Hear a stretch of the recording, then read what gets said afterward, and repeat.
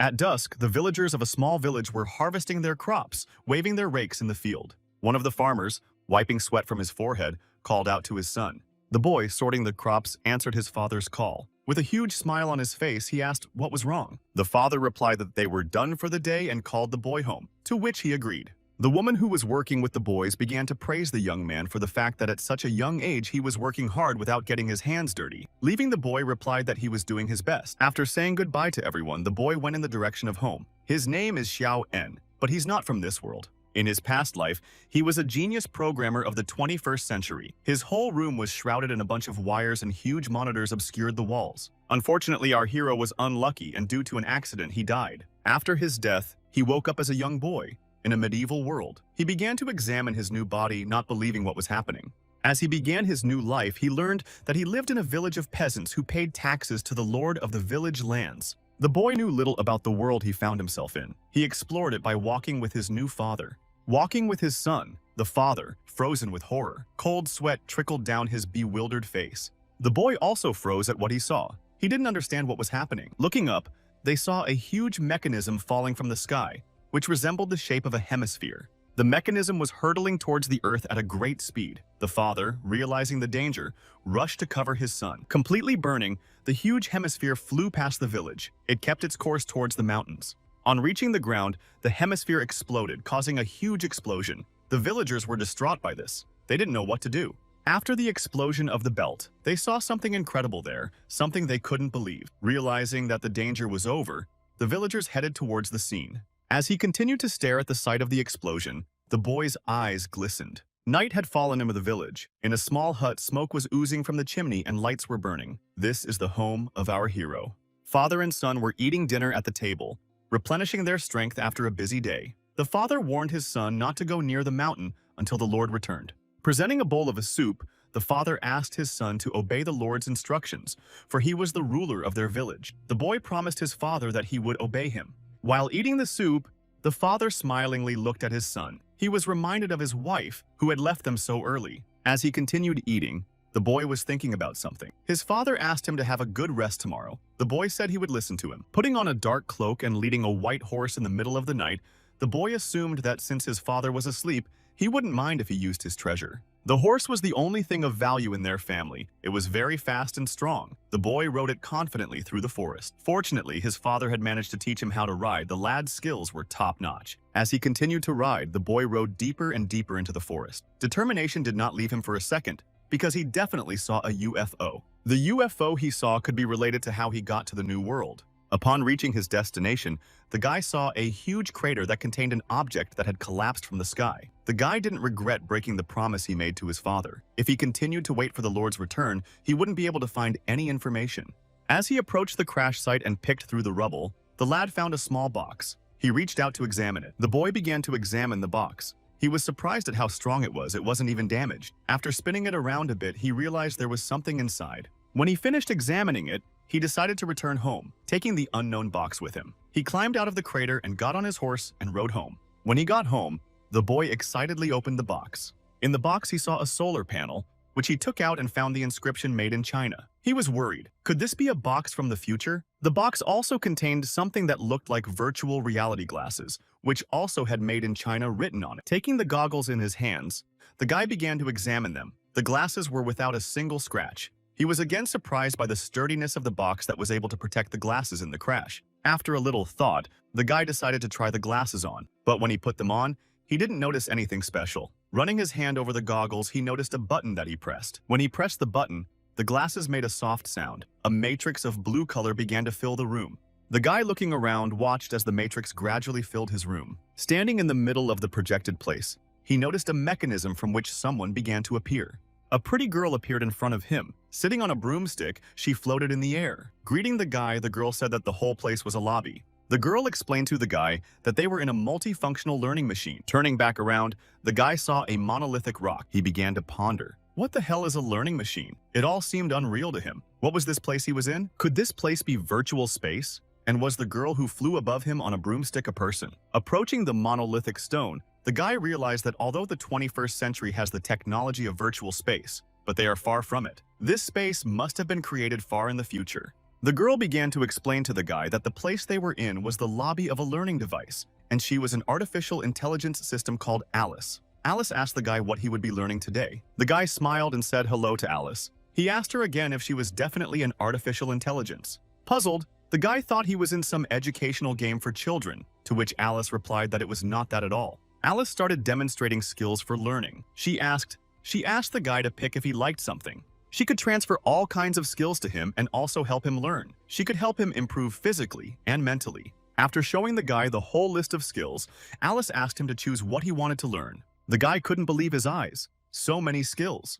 With such resources, he would be able to do so much. Admiringly, he looked at Alice, who was showing him a huge amount of skills. With such a huge amount of teachings, he was comparable to a cheater. Looking at the proposed skills, the guy noticed chemistry and math, but did not choose them, as he was not sure that in the future they will be useful to him. Looking a bit more, he noticed the skill landing. The boy hesitantly went to the system window to select the skill. Taking the skill, he was worried that even after being reborn, he would have to learn. A little resentful, he still took the skill. After he took the landing, Alice warned him, "This skill is a third-level gardening skill, and to learn it, he needs to master the foundation of this science." The boy was puzzled. Is there really any other requirement? He told Alice that he didn't have much time. Alice agreed with his decision. She hoped that he would succeed, and started the activation of the skill. The boy was overjoyed. In this life, he should be a farmer and live his routine days in peace. But unfortunately, it didn't work. The system gave an error. The system window showed that the selected data had been lost. The guy was tense. He began to realize that it wasn't going to be that easy. Pointing at the system window, the guy asked Alice, "What does it mean? Why is the skill unavailable to him?" Alice replied that maybe there was some kind of data error. She asked the guy to choose something else. The guy agreed to choose basic math, and the system again replied that the data was lost. After that, the guy tried to choose basic chemistry, as well as basic combat, but the system kept repeating that the data had been lost. The guy grabbed his head and didn't realize what he could even learn. Alice asked the guy to wait. The system is searching. After the search was finished, they learned that the guy had access to all the protected data. After finishing the search, the system offered a choice of 2 skills, Chinese chess and stretching. The guy was furious. He was adamantly opposed. He said he wouldn't learn these useless skills. 10 hours later, the guy and Alice were finishing another game of Chinese chess. The sound of checkers hitting the board echoed throughout the space. The game was tense, but the guy still managed to checkmate Alice. Alice, clapping her hands, congratulated the guy. He had learned basic Chinese chess. She offered him to continue his training to intermediate Chinese chess. Smiling, the guy agreed. He really enjoyed playing games with Alice. The smile disappeared from the guy's face. He had a worried look on his face. Looking at Alice, continuing to ponder, he remembered something important. Alice showed the guy the scoreboard with the current time. She asked if everything was okay. The guy looked at the scoreboard and wondered. If he had been here for 10 hours, it was already morning. The guy had to get back soon. Fumbling with the matrix, he tried to find a way out. He asked Alice where the exit was. Alice asked him to calm down. She told him that the multifunctional learning machine had a passive learning function, so he didn't have to worry about the time outside. The guy looked at Alice in surprise. He began to wonder, what the hell is passive learning? Alice began to tell him that this function changes the time ratio of the real and virtual worlds, slowing down or speeding up the time in the virtual world. Theoretically, the time ratio can be changed to infinity. She showed the guy 2 system windows, one of which depicted the real world and the other, the current one in the learning machine. Alice has said that time would go much faster here than in the real world. The guy had been in the machine for 10 hours, but in the real world, it wasn't even dawn yet. The guy asked if he could set it up himself. Alice told him he could adjust the ratio indefinitely. This news pleased the guy. He could stay in the car for a long time and learn more skills. He asked Alice to adjust the ratio to 1 to 1,000. After that, they can play another game of Chinese chess. Alice flew up to the guy and questioned him. Is he sure of such a large ratio? Changing the time ratio stressed the guy's body and brain. Overdoing it could cause serious damage to his body. She warned him about the risk of his brain exploding. He could also get confusion, paralysis, blood clots in his blood vessels, all of which could have unfortunate results. The boy's face turned pale at what he heard. He answered Alice that under such circumstances, 1 in 1,000 he did not need. He asked her to find a suitable ratio. Alice flew right up to the guy and began to feel his cheeks. The kid's eyes started to run and his face turned red. The boy became nervous, and then he jumped away from Alice. Landing on the floor, he crawled away from her, asking her what she was doing. Alice crouched down and replied that she was scanning him. The guy asked her if it was definitely called scanning. Sticking out her tongue, Alice replied that the guy's body was perfectly fine. He would be able to handle a change in the 1 to 2 ratio. Calming down, The guy asked to adjust the ratio while he goes to sleep. He has to work during the day, so he needs to gain strength. Alice asked the guy not to worry. When he connects to the system, his body goes into a deep sleep and recovery state. Alice finished setting up the time ratio. She showed the guy the system window with the skill stretching and advised him to start learning the beginning stage of this skill. Alice told the guy that this skill would help improve his physical performance and promote intensive brain development. The guy, after visualizing the picture of him exercising at the stadium, was not very eager to choose this skill. He asked Alice not to study this skill. Alice, slyly looking at the guy, smirking, asked him if he was sure of his choice. She started telling the guy that after the first lesson, he would be able to customize the 1-to-3 ratio, and even more. The guy immediately agreed. He promised he would learn everything. Alice began the transformation. She was already standing in front of the guy's face in her teacher's uniform. She was pleased by his enthusiasm and offered to start learning the skill right away. Alice slapped the boy's butt with the pointer. He shouted, "What was she going to do? And why did she change her clothes?" Alyssa replied that they were beginning to learn the first section of the beginning stretching course. The entire space in the car was filled with the screams of practice. Alyssa sprung the boy to get him moving more and trying harder. After finishing the workout with trembling hands, the guy put the virtual reality goggles on the table. Putting the glasses down, he started screaming across the room. He didn't understand what this inhuman skill was. His whole body was aching. There was no strength. Holding onto the chair with his left hand and his right hand on his back, the guy remembered his exercise routine he did in school. Stretching didn't look anything like that. Taking the chair by the leg with one hand, the guy thought, if it develops a person's inner potential, then it should restore the body after exertion. The guy proceeded to warm up the body. He tried the warrior pose as well as the wheel pose. As he continued the warm-up, the guy shouted out that it was a real miracle. The pain in his body really went away. But after a short time, his body was covered with sweat and he started to feel short of breath. The guy's blood pressure spiked. The boy's father, walking up to the room, knocked on the door. He was proud that his son had grown up and now he was closing doors. He yelled to the kid that it was time to get up and go to work. The father's shouts woke the boy up. He was lying on the bed, barely alive. The boy with his hand on his head continued to lie there. The father opened the door and went over to him. He asked his son if he was all right. The boy with his hand on his head replied that he was very tired and wanted to sleep. The father put his hand on his son's head to check his temperature. After making sure he had no fever, he left him alone. The father asked the boy to gain strength. He himself would work in the fields today. After lying down for a while, the boy decided to get up. He didn't understand what was wrong with him. His body had recovered. Why was he so tired and why was his head still spinning? As he pondered what was wrong with his well-being, his eyes fell on the box. He decided to ask Alice about his ailment. Putting on his glasses, the guy headed back into the Matrix. Upon entering the space, the guy saw Alice flying on a broomstick in front of him, who greeted him. She praised the guy for practicing hard even on the outside. Waving his arms, the guy wondered how Alice knew about his training. Alice opened the windows of the system in front of her. She said that most of the information was lost. Because of this, she collects data from the outside world. The guy turned completely pale. He grabbed his heart with his hand and asked Alice, "Does she really see everything he does?" Alice smirked, wagging her finger, and replied that she only collects useful data. She doesn't need to know what the kid is doing. To the boy, her words sounded hurtful. Flying up to the guy, Alice began to feel him all over his body. Based on her findings, one could tell that his body characteristics were unusual for this world. She suggested that the guy become a cultivator. Cultivation is the process of using difficult conditions to develop the body. It is conducive to achieving one's goals.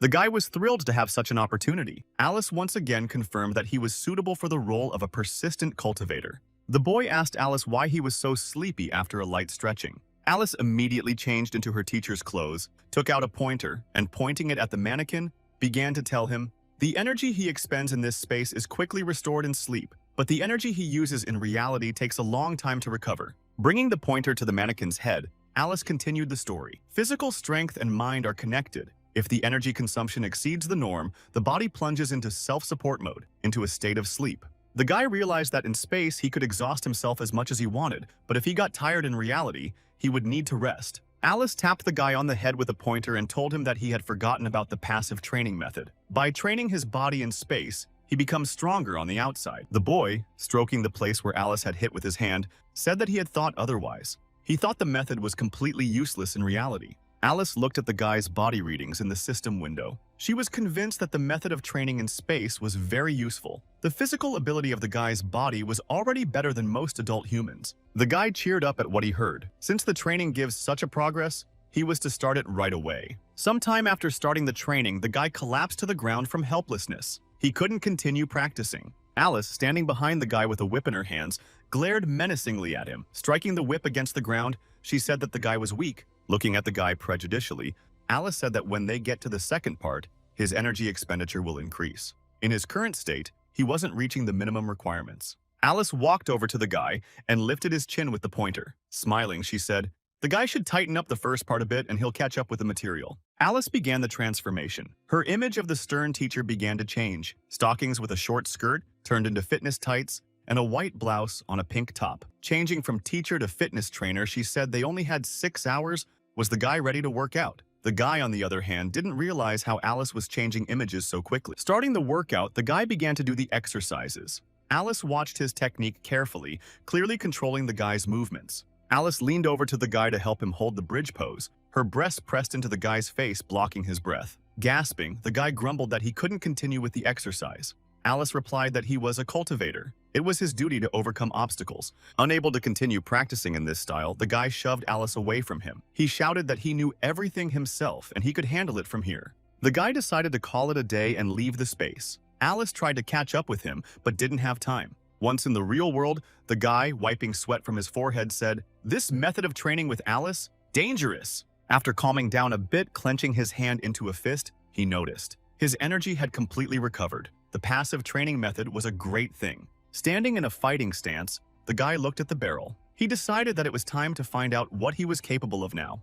The guy continued to stare at the barrel. It was half filled with water. Finding a bucket, the boy began to fill the barrel completely. Carrying water from the river, he almost completely filled the barrel. While carrying the water, the guy noticed that he became many times stronger. It takes 7.5 buckets to fill a full barrel. Before he had little strength, he had to carry half a bucket. He ran back and forth more than 12 times. After practicing with Alice, he now carries a full bucket. Moreover, the route from the house to the river was now faster, thanks to the guy's stamina. Looking at his strong body, the guy didn't regret choosing the stretching skill. The boy's father was carrying a large bundle of firewood while walking along a forest path. He heard his son calling him in the distance.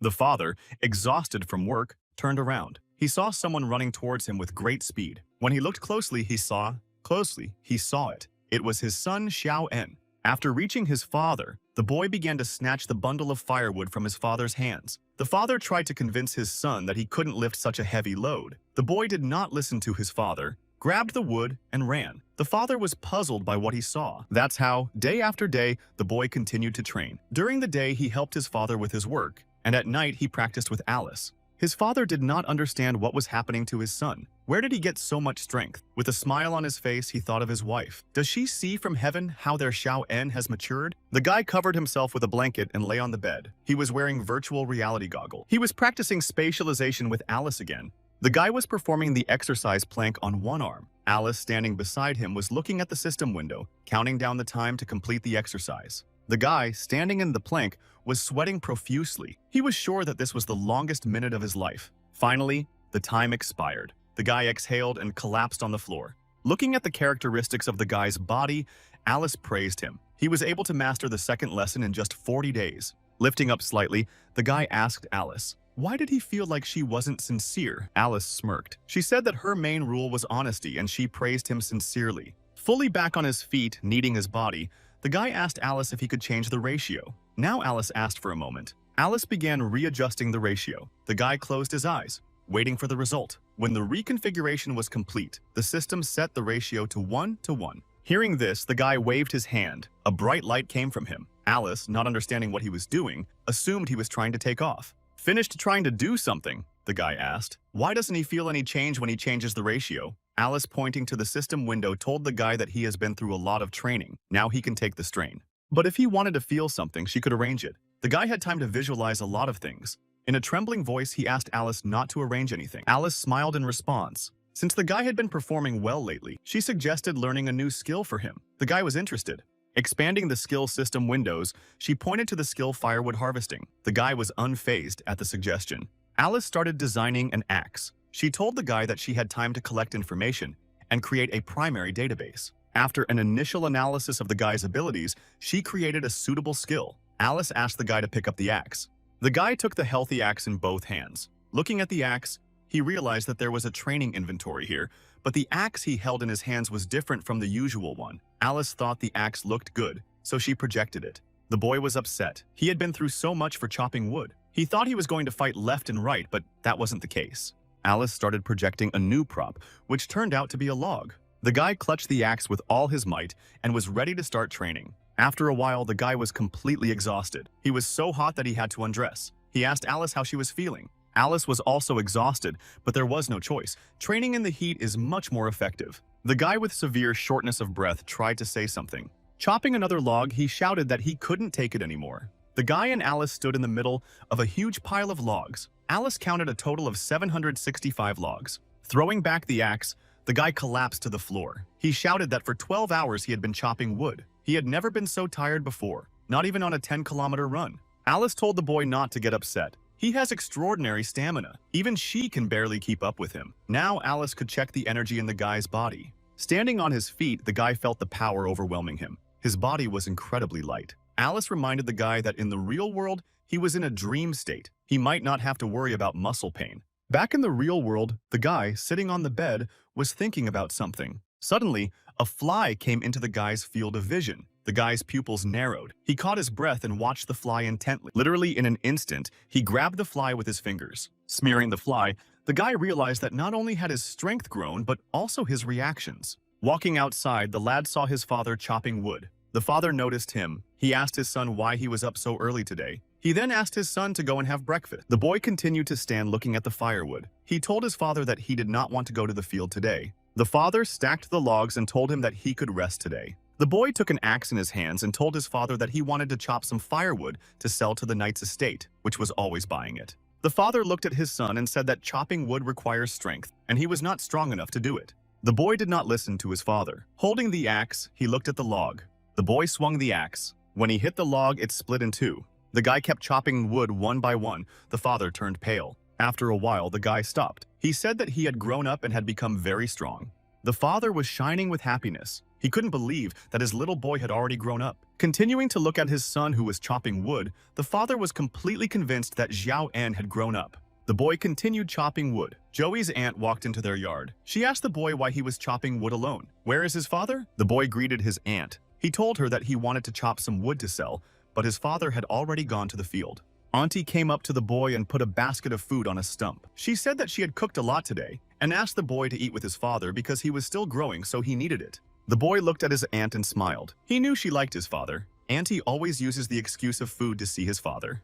The boy looked at his aunt's sad face. Unfortunately, his father is always avoiding her, probably because he can't forget his beloved. Auntie remembered that she wanted to ask the boy's father to borrow a horse to go to the manor. She asked the lad to convey her request to his father. The boy, eating the food she brought, asked Auntie, "Didn't she go there recently?" Auntie smilingly replied that her brother had returned and he wanted to take some students. There are 3 young boys in the village and they want to go with her. The boy was happy that his uncle Vanel was back. He began to ask his aunt how he had gotten his blacksmithing training. Auntie said it went well. He opened his own blacksmith shop on the estate. The boy began to ponder. In addition to the lord receiving the title of knight, a top-tier blacksmith is the second highest ranking title. It wouldn't be a bad idea to become Uncle's apprentice. The boy shouted inspiringly. He wants to become Uncle Vanel's apprentice too. Their conversation was interrupted by his father, who was carrying firewood on his shoulder. He asked Auntie what she was doing here. Had his son done something wrong? Auntie replied that there was nothing to worry about. She began to tell the boy's father that her brother had returned and she had come here to borrow a horse to take the 3 students to the manor. The boy got into the conversation. He told his father he wanted to be Uncle Vanel's apprentice too. The father threw the wood off his shoulder, saying that this was utter nonsense. He began to explain to his son that Vinel is a blacksmith of the highest caliber, second only to the manor owner in status. His apprentices are not easy people either. The boy should stay out of it. Auntie stood up for the boy. She asked his father not to be so strict. The boy kept insisting that he was strong enough to become Uncle Vanel's apprentice. He cited his stamina as his reasoning. The father, looking at the pile of chopped logs, agreed. The aunt came closer to the lad's father. Praising the lad, she asked his father to let him go to the manor. After all, it was worth a try.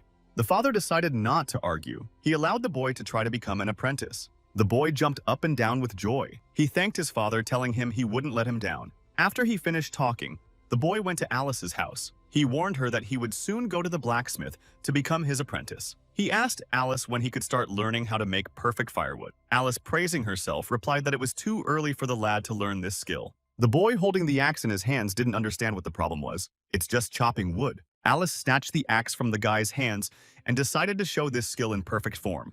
Throwing the log upwards, she asked the boy to watch carefully, warning him that she wouldn't repeat it again. The log, which was in the air, was instantly chopped into a dozen perfect pieces. After the blows, Alice landed elegantly on the ground. Showing the guy the perfectly chopped log, she asked him if a man could do such a thing. Passing the axe into the guy's hands, she told him that his desire to become a blacksmith's apprentice was extremely reasonable. That way, he would be able to improve his body's abilities and master perfect firewood making. The boy agreed with Alice, but blacksmith Vinyl might not be willing to work with him. Alice encouraged the lad, saying that his hard training had paid off and the blacksmith would definitely accept him. The boy confidently decided that becoming a blacksmith's apprentice would be his first step towards becoming the strongest. The day of departure had come. Arriving at the meeting place, the boy saw his aunt and 3 other apprentices.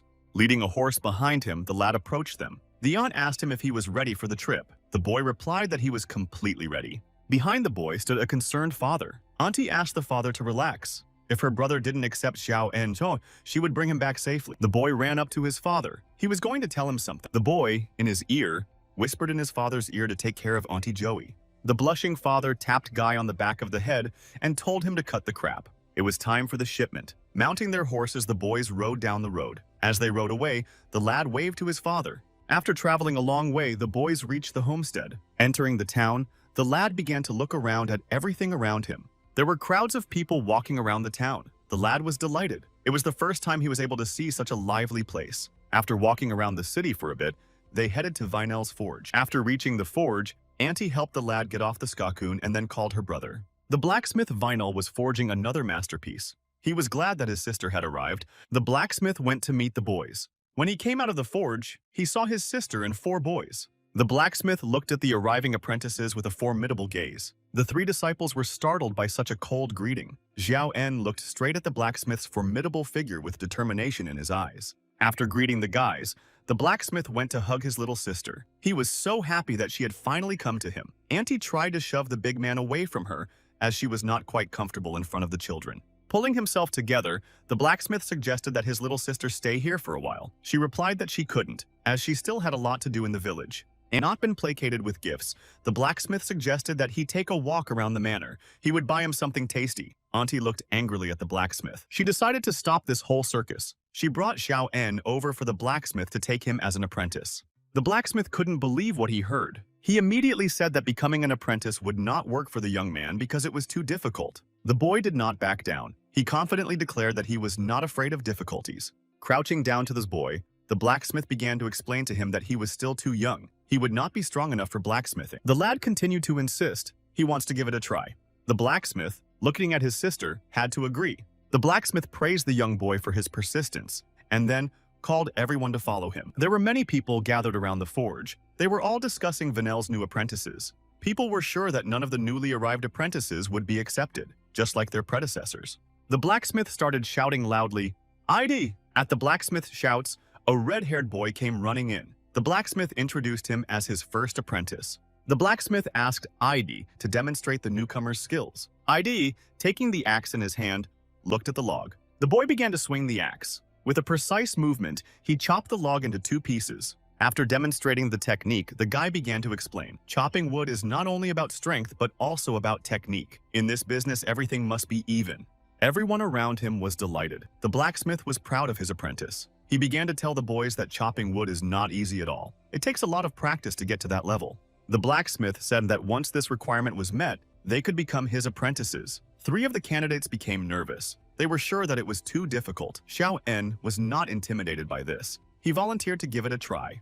The blacksmith was fine with it. He asked each of the guys to give it a try. The first one to come out was the guy the blacksmith didn't really like. Holding the axe in his hands, he prepared to begin. Swinging and hitting the log, the guy couldn't split it, not even halfway through. The blacksmith said that wasn't even close to what was needed. A guy who the blacksmith liked came out to try. Swinging with all his might, he threw a punch that didn't even hit the log. The blacksmith called for the next guy. A third guy who was in good physical shape came out to try. After coming out to try, the guy started posing with his muscles. The people around him didn't quite understand why he was doing this. Striking the log, the guy managed to split it almost evenly. The blacksmith was a little disappointed. He had hoped the guy would have gotten it perfect. Sighing, the blacksmith said that apparently there would be no new apprentices this year. Then he called his sister. The blacksmith asked her to take the boys to the market and if they liked something, to buy it. Auntie, holding Xiao En by the shoulders, agreed. Xiao En shouted at the top of his voice. He asked to try it too, chopping wood. The blacksmith walked up to the boy. Patting him on the head, he said that the guy was too young. He wouldn't even be able to lift the axe. The boy replied that he could. The blacksmith agreed to give the boy a chance. He gave him a small axe and asked him not to hurt himself. The boy, holding the axe in his hand, her brother's words. She happily agreed to pass on to Bengu, her brother's words. 3 months passed after Xiao En was accepted as a blacksmith's apprentice. While making the sword, the boy was beating the heavy hammer on the anvil. After he finished his work, he showed off the sword to his first apprentice. He was delighted. After praising the guy, he told him that it took him 12 years to learn sword forging. Xiao En, it took him 3 months. Xiao En responded by saying that his brother's experience and intelligence were superior to his. In addition, the first disciple's coordination and strength were more coordinated. The first disciple did not stop praising Xiao En. In addition to good forging skills, the guy also had sweet talk. The guy's conversation was interrupted by the blacksmith. Entering the forge, he called Xiao En to come with him. The blacksmith glared menacingly at the guy. He said that he had something. The blacksmith brought a box with him, which he placed on the table. The blacksmith opened the box, and in it was a sword. The blacksmith asked Xiao En to look at the sword and tell him what he thought. The guy took the sword in his hands. He said that the sword was the most ordinary sword, except that the blade of the blade was a bit longer than a normal sword. The guy continued to examine the sword. He noticed that there was nothing on the hilt of the sword. The boy asked if he could put something in it. The blacksmith praised him, saying that he was smart beyond his years. The blacksmith told the boy that the sword was magical. The blacksmith's teacher had given him the sword before he died. The boy couldn't believe what he heard. Refuses in this world, there is magic. The blacksmith knew the lad would be surprised by this. He had seen many knights and warriors, but he had met a wizard only once. The blacksmith's teacher's teacher was a very famous blacksmith, and he had a good friend who was a wizard. Together, they created many magical tools that made them famous throughout the kingdom. In the box, there was also a box with 3 unknown balls. The blacksmith said that these 3 balls were called magic cores. They were extracted from the bodies of monsters. The blacksmith began to insert the core into the hilt of the sword. This would have to unleash the power of the sword. The blacksmith put the sword in the hands of the lad. The guy decided to test the sword by swinging it through the air a couple of times. While waving the sword, nothing happened. The guy asked the blacksmith what was he doing wrong. The blacksmith replied that the sword was broken a long time ago. The blacksmith said that after his death, his predecessor and the wizard left a grimoire that described the way to create magical tools. Unfortunately, no one had ever been able to understand it. The blacksmith's teacher instructed him to give it to his most promising student. The grimoire was also in a box. The blacksmith said he trusted the boy. He wants to give the treasure box to him. He hopes the boy will be able to unlock the secrets. The guy goes into Alice's space with the box. After laying out the entire contents of the box in front of him, the guy began to ponder. The guy examined the grimoire. No matter how many times he looked at it, it appeared to him to be an ordinary piece of iron. After looking at it a bit more closely, the guy saw that there was some writing on the grimoire. The boy kept looking at the grimoire. There were more and more inscriptions on the grimoire. Teacher Vinyl was right, thought the guy. Alice flew over to the guy. She asked him why he was using so much spiritual power. The guy asked, Alice, what is spiritual power? Alice told the guy that with spiritual power, he can exceed the limits of the body. Spiritual power can be activated after reaching the 2nd level of stretching. The guy awakened the spiritual power early, which is good, but he might get a short-term headache. The guy asked Alice if she could decipher the texts written on the grimoire. Alice told the guy that the grimoire is one of the 4 plates on which the ways of changing energy are written. The guy inquired as to why it was needed. Alice replied that she didn't know. The guy asked Alice if she had accidentally copied Vinel's data since she was acting just like him. Luckily for the guy, Alice could translate the inscriptions. The first sheet said that the training should start from the 5th. The guy asked if Alice was sure to start with the last one. He didn't understand anything it said. Alice asked to touch the sheet. It seemed to the boy that it was better not to. When he touched the leaf, it started to release a huge amount of energy. The guy found himself in the middle of nothingness. 4 magic circles shone in front of him. The frightened guy called out to Alice for help. A huge silhouette of a wizard appeared in front of him. The wizard asked the boy if he was the chosen one. The boy did not understand what kind of chosen one the wizard was talking about. He began to ask the wizard who he was and where they were now. Laughing, the wizard asked the guy not to worry. The wizard replied that he was the creator of that grimoire. The place they are in is the subspace he created. The boy rejoiced. He realized that in front of him now was the wizard that teacher Vanel had told him about. The wizard was also happy to know that the boy was his friend's successor. Stroking his beard, the wizard thought about the old times when he lived 200 to 300 years ago. The wizard told the boy that now only a fragment of his soul, left in the grimoire, was talking to him. If only a fragment of his soul is talking to the guy, then the wizard's body must have returned to its origins. The boy was upset. He thought wizards lived a very long time. The wizard told the guy that the stronger the wizard, the longer his life. He lived 200 years, even though he was only a mid-level wizard. The boy was happy, thinking that there were a lot of wizards in the world, but it turned out not to be so.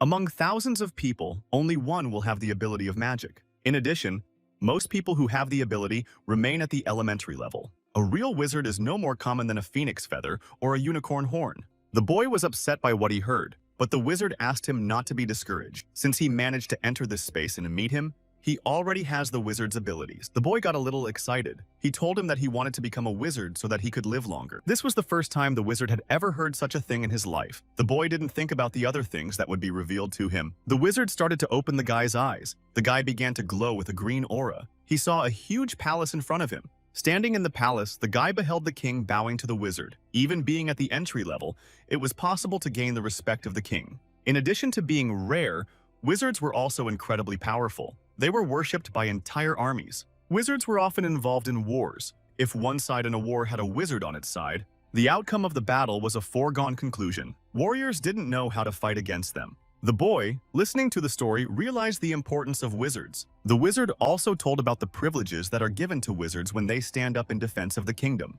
The wizard took the lad into the library. He showed the resources and a place where he could dive headfirst into the study of magic if he stood up for the kingdom. As he left the library, the lad began to gaze into the distance. In the distance, he saw a wizard's tower. The boy asked the wizard, "Is this something worth striving for?" What the boy saw and heard inspired him. He decided to learn magic. To do so, he asked the wizard to be his teacher. But the wizard began to fade away. The time of his soul fragment was coming to an end. Disappearing, the wizard managed to tell the guy that this grimoire is only a vision. But for him, the information gained should be enough. The boy shouted at the wizard not to leave. After the wizard disappeared, the boy heard Alice's voice. She was waking him up. The boy woke up. He was lying in Alice's arms. Alice asked him how he was feeling. The guy replied that he was fine. He shoved Alice away from him, telling her not to hold him so tightly. The guy told Alice what happened to him when he touched the leaf. After hearing this, Alice realized why the guy had fainted. The guy, standing confidently in front of Alice, stated that he had made up his mind. Alice looked at him with confusion. The guy said he wanted to study magic. He would live the longest and become a great wizard. Alice asked if the guy had even learned the ways to study magic. The boy stiffened. Sighing, Alice laid out the grimoire. While the guy was out, she had time to analyze each of the 5 sheets of the grimoire. The guy looked at the sheets of the grimoire and said that when he entered that space, he wanted to know how she was able to reproduce the grimoire in space. Alice said it was simple. She reproduced what he saw through his memories. If he wanted to remember something, it could easily be done in space. The boy blushed. He asked, "Could Alice really see everything he sees?" Alice replied that she can see completely everything, even when the guy is in the shower. Alice, while analyzing, also downloaded ways to learn magic. Hearing this, the guy's eyes lit up with joy. After being in space for a long time, the guy's body was lying on the bed in the real world. He continued to listen to Alice. Alice asked him to develop spiritual power before he started learning magic. The 5th page of the grimoire explained how to do this. Walking through the space, Alice explained that when the guy's spiritual power reached the right level, he could start learning magic using the 4th sheet. The guy inquired about how he could develop spiritual power. Alice opened a large system window that emitted a bright white light. She asked the guy to gaze into it. Staring into the white light, the boy saw something. It turned out to be a huge slab, with no less huge drawing on it. The guy could not understand what was in front of him now. Is it somehow connected with spiritual power? Alice, coming to the back of the guy, took him by the shoulder and explained, "He just needs to act on the patterns in the drawing." Alice's breasts at this point rubbed against the guy's back, causing him to start blushing. Alice said that the guy needed to memorize that the patterns follow a certain order. Alice kept rubbing her breasts against the guy's back, which made his nose bleed. He couldn't take it anymore. Alice noticed that the guy was bleeding. She didn't understand how it happened, and why did the guy start fainting again? After a while, after leaving the space, the guy returned to the forge. His hammer was once again hitting the anvil. The blacksmith, along with the first apprentice, stood and watched Xiao En's forging. The blacksmith didn't even notice how the boy had achieved such results. He couldn't even say he was 9 years old. Ide agreed with the teacher's words. Xiao En, covered in sweat, stood at the anvil. It had been a long time since he started stretching, and his body was noticeably stronger now. The guy remembered the pattern training that Alice had shown him. Several days of spiritual strength training had not borne fruit. He began to think maybe this way is not suitable for him. The blacksmith approached the boy. Taking him by the shoulder, he asked him to go rest. Day would finish his work. Xiao En thanked the teacher. The guy went to his room, his teacher, so some things he would never know. The guy put on his glasses and jumped on his bed. Learning the system, he only needs 3 hours of sleep to fully recover. After logging in, the guy walked over to the slab with the drawing. Alice noticed that the guy came in early today. The guy looked at the slab with the drawing and replied that from now on, he would always come early. That way, he would have more time to practice. Alice asked the guy if he was okay. Last time, he didn't even make it to 60% last time. The guy kept staring hard at the drawing. He said that his training wasn't paying off, and because of that, he wanted to train more. Blushing, Xiao En turned around and shouted to Alice to stay away from him this time. Alice lowered her gaze down and replied that she understood him. The guy pointed his hand at the drawing. Sticking out 3 fingers, he started to drive on the patterns. After a while, the guy cried out in pain. Xiao En was completely exhausted. Alice praised him for his diligence. The drawing on the stove began to glow blue. Alice was ecstatic that the guy had succeeded. Alice hugged the guy tightly, saying she didn't expect anything else from him. The guy's nose was bleeding again. Alice and the guy watched the slab with the pattern transform into something. Once the transformation was complete, the guy saw the second level. Alice was happy about it. The guy, on the other hand, was falling off his feet from exhaustion. He was afraid to imagine what would happen next. After a while, a naked Xiao En was bleeding with sweat. Alice, with his bare shoulder, asked the guy if he was sure he wanted to continue, because his body might not be able to take it. Breathing out, the guy said that he would continue.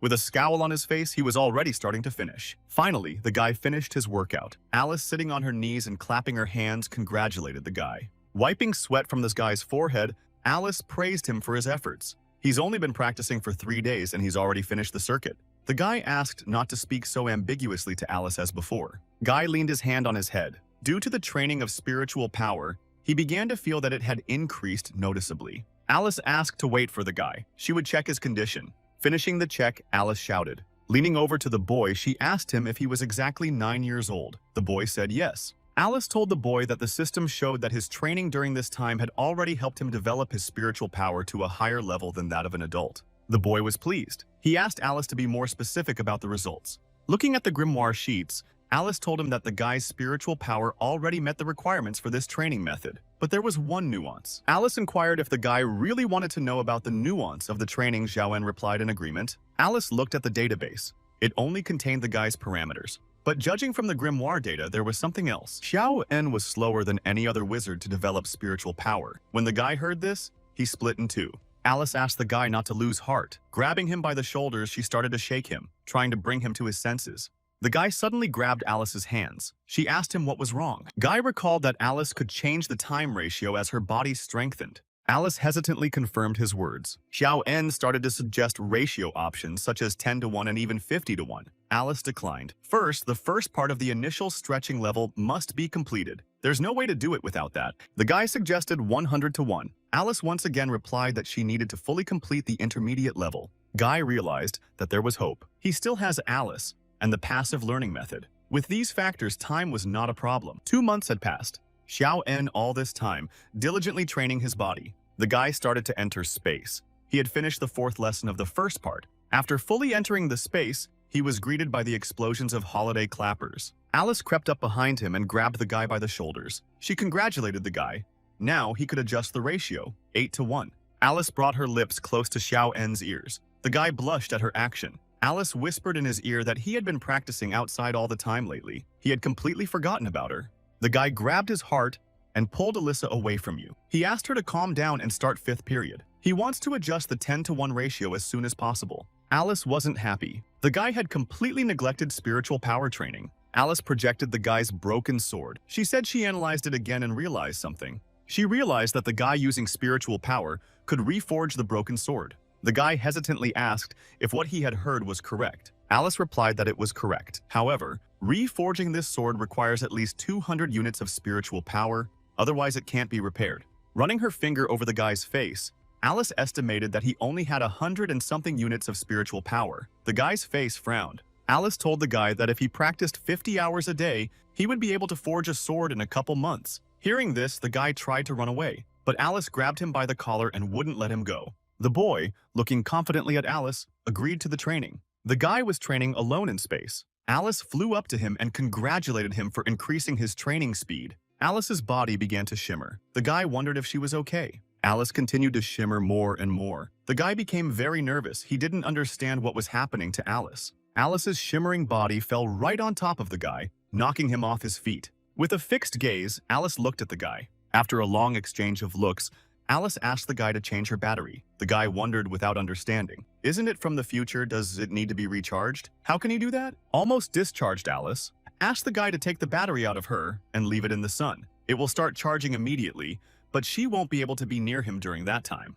The concerned guy asked how long it would take. Alice replied that if all was well, about half a month. The guy looking sadly at Alice said that he would miss her. Smiling, Alice asked one more thing. She asked the guy if everything was ready to repair the magic sword. The guy proudly replied that he had everything ready and was waiting for orders. Alice, with her right hand, projected some kind of diagram. The guy looked at the diagram carefully. Is this really a scheme for creating a magic sword? Yes, this is the scheme for creating a magic sword, and the guy needs to memorize it urgently, the fading Alice replied. Alice pointed to the line that shows the order of creation. The guy asked if he can memorize it. Will he be able to reforge the sword? Alice replied that it is only possible in theory, but in practice she doesn't know. The boy gazed at the diagram. He noticed that it was quite simple, but for some reason it gave him a headache to look at it. Smiling, Alice said that the boy would do well. If training spiritual power is riding a bicycle, then the sword scheme is driving a car. Right now, the guy needs to get used to it. The guy thanked Alice, saying he wouldn't let her down. Saying goodbye, Alice said she would look forward to not seeing them again. Wishing him success, Alice disappeared. The boy practiced hard at home. The training was very difficult. His eyes grew dark at the mere sight of that diagram. When he finished training, he remembered Alice. He promised himself he wouldn't give up for her. The boy was sitting at the table, eating bread. On the windowsill, charging from the sun, he had a battery. It had been a whole month since he had not seen Alice. The blacksmith, who sat beside him, was proud of the lad. He was very pleased with the boy's rapid development, so he decided to praise him. The blacksmith's praise surprised the boy, as they were forbidden to talk while eating. Xiaoen thanked the teacher for the praise, saying that it was all thanks to him. The blacksmith glowed with happiness. He decided that he should thank the boy's talent. He was born for blacksmithing. The first apprentice agreed with the blacksmith's words. He added that Xiaoen would definitely become a famous blacksmith. The boy was embarrassed by the praise. The boy looked away. He didn't understand why they all wanted him to become a blacksmith. He wants to be a magician. The blacksmith asked Xiaoen to prepare himself. The boy looked at the teacher in surprise, not understanding what he was talking about. The blacksmith began to explain that Knight Stockton would return in 2 months. Therefore, the lad should show his strength. The blacksmith said that he wanted to ask the knight to take Xiaoen and Ide to Saihei City to take part in the novice blacksmith exam. A picture of everyone admiring him immediately popped up in front of the guy. The guy couldn't believe what he heard. He tried to say something to the blacksmith, but he stopped him. The blacksmith took the boy outside. He asked him to think about what he wanted to forge by then. The blacksmith told the boy not to worry. He was sure they'd get through. They just needed to show everything they were capable of. Xiaoen agreed with his teacher's words. Going home, the guy took the solar panel from the windowsill. He put it back into the glasses. Putting on the glasses, he thought of Alice. Stepping into space, he called out to Alice. Going to the white light, he kept calling for Alice. The boy became very nervous, for Alice never appeared. He didn't understand what the reason was, for the battery had been charging for a month. Where was Alice? Suddenly, he heard a voice.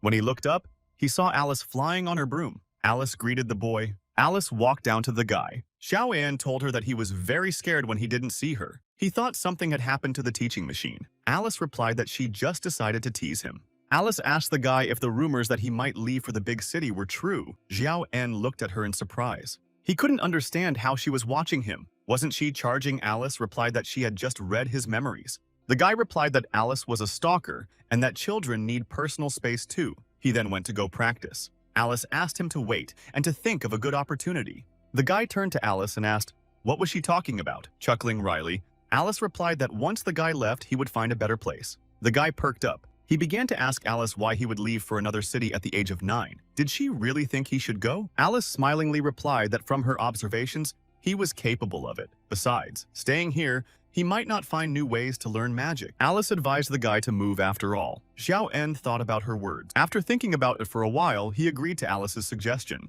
Alice said if he wanted to study magic, he needed to interact with wizards. That meant he needed to show the knight something special in order for him to take him along. The boy didn't understand what Alice meant by special.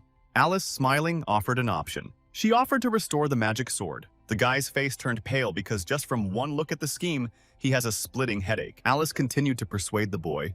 A 9-year-old blacksmith is already something incredible. But if this 9-year-old blacksmith also restores the magic sword, he will definitely catch the knight's attention. Alice said that if the guy wants to waste his life, he can stay living here. But if he wants to see the world, he should do his best to do so. Give his best. He's not a nobleman. He doesn't have a great master wizard. He can only rely on himself. His future depends only on himself. It's been some time since the boy last communicated with Alice. Now he had reached the right level of spiritual power for this blueprint. The guy was back in space again. He finished assembling the blueprint. Alice was sitting on her broom watching the system windows. The boy asked if he had succeeded. Alice flew over to him and said that this time he had succeeded in assembling the blueprint. With a sly look at the guy, Alice suggested that he try some kind of spell. The boy couldn't believe it. This blueprint turned out to be a spell as well. That's right, Alice replied. When he's outside, he just needs to visualize this circuit. Stroking the guy, Alice asked him just to try it. The guy agreed, but he was curious to know why Alice was so eager to see it. Alice, looking at the system windows, told him that she wanted to gather as much information as possible. This world is very different from the guy's world. She needs to create a new database. Therefore, she needs a lot of information.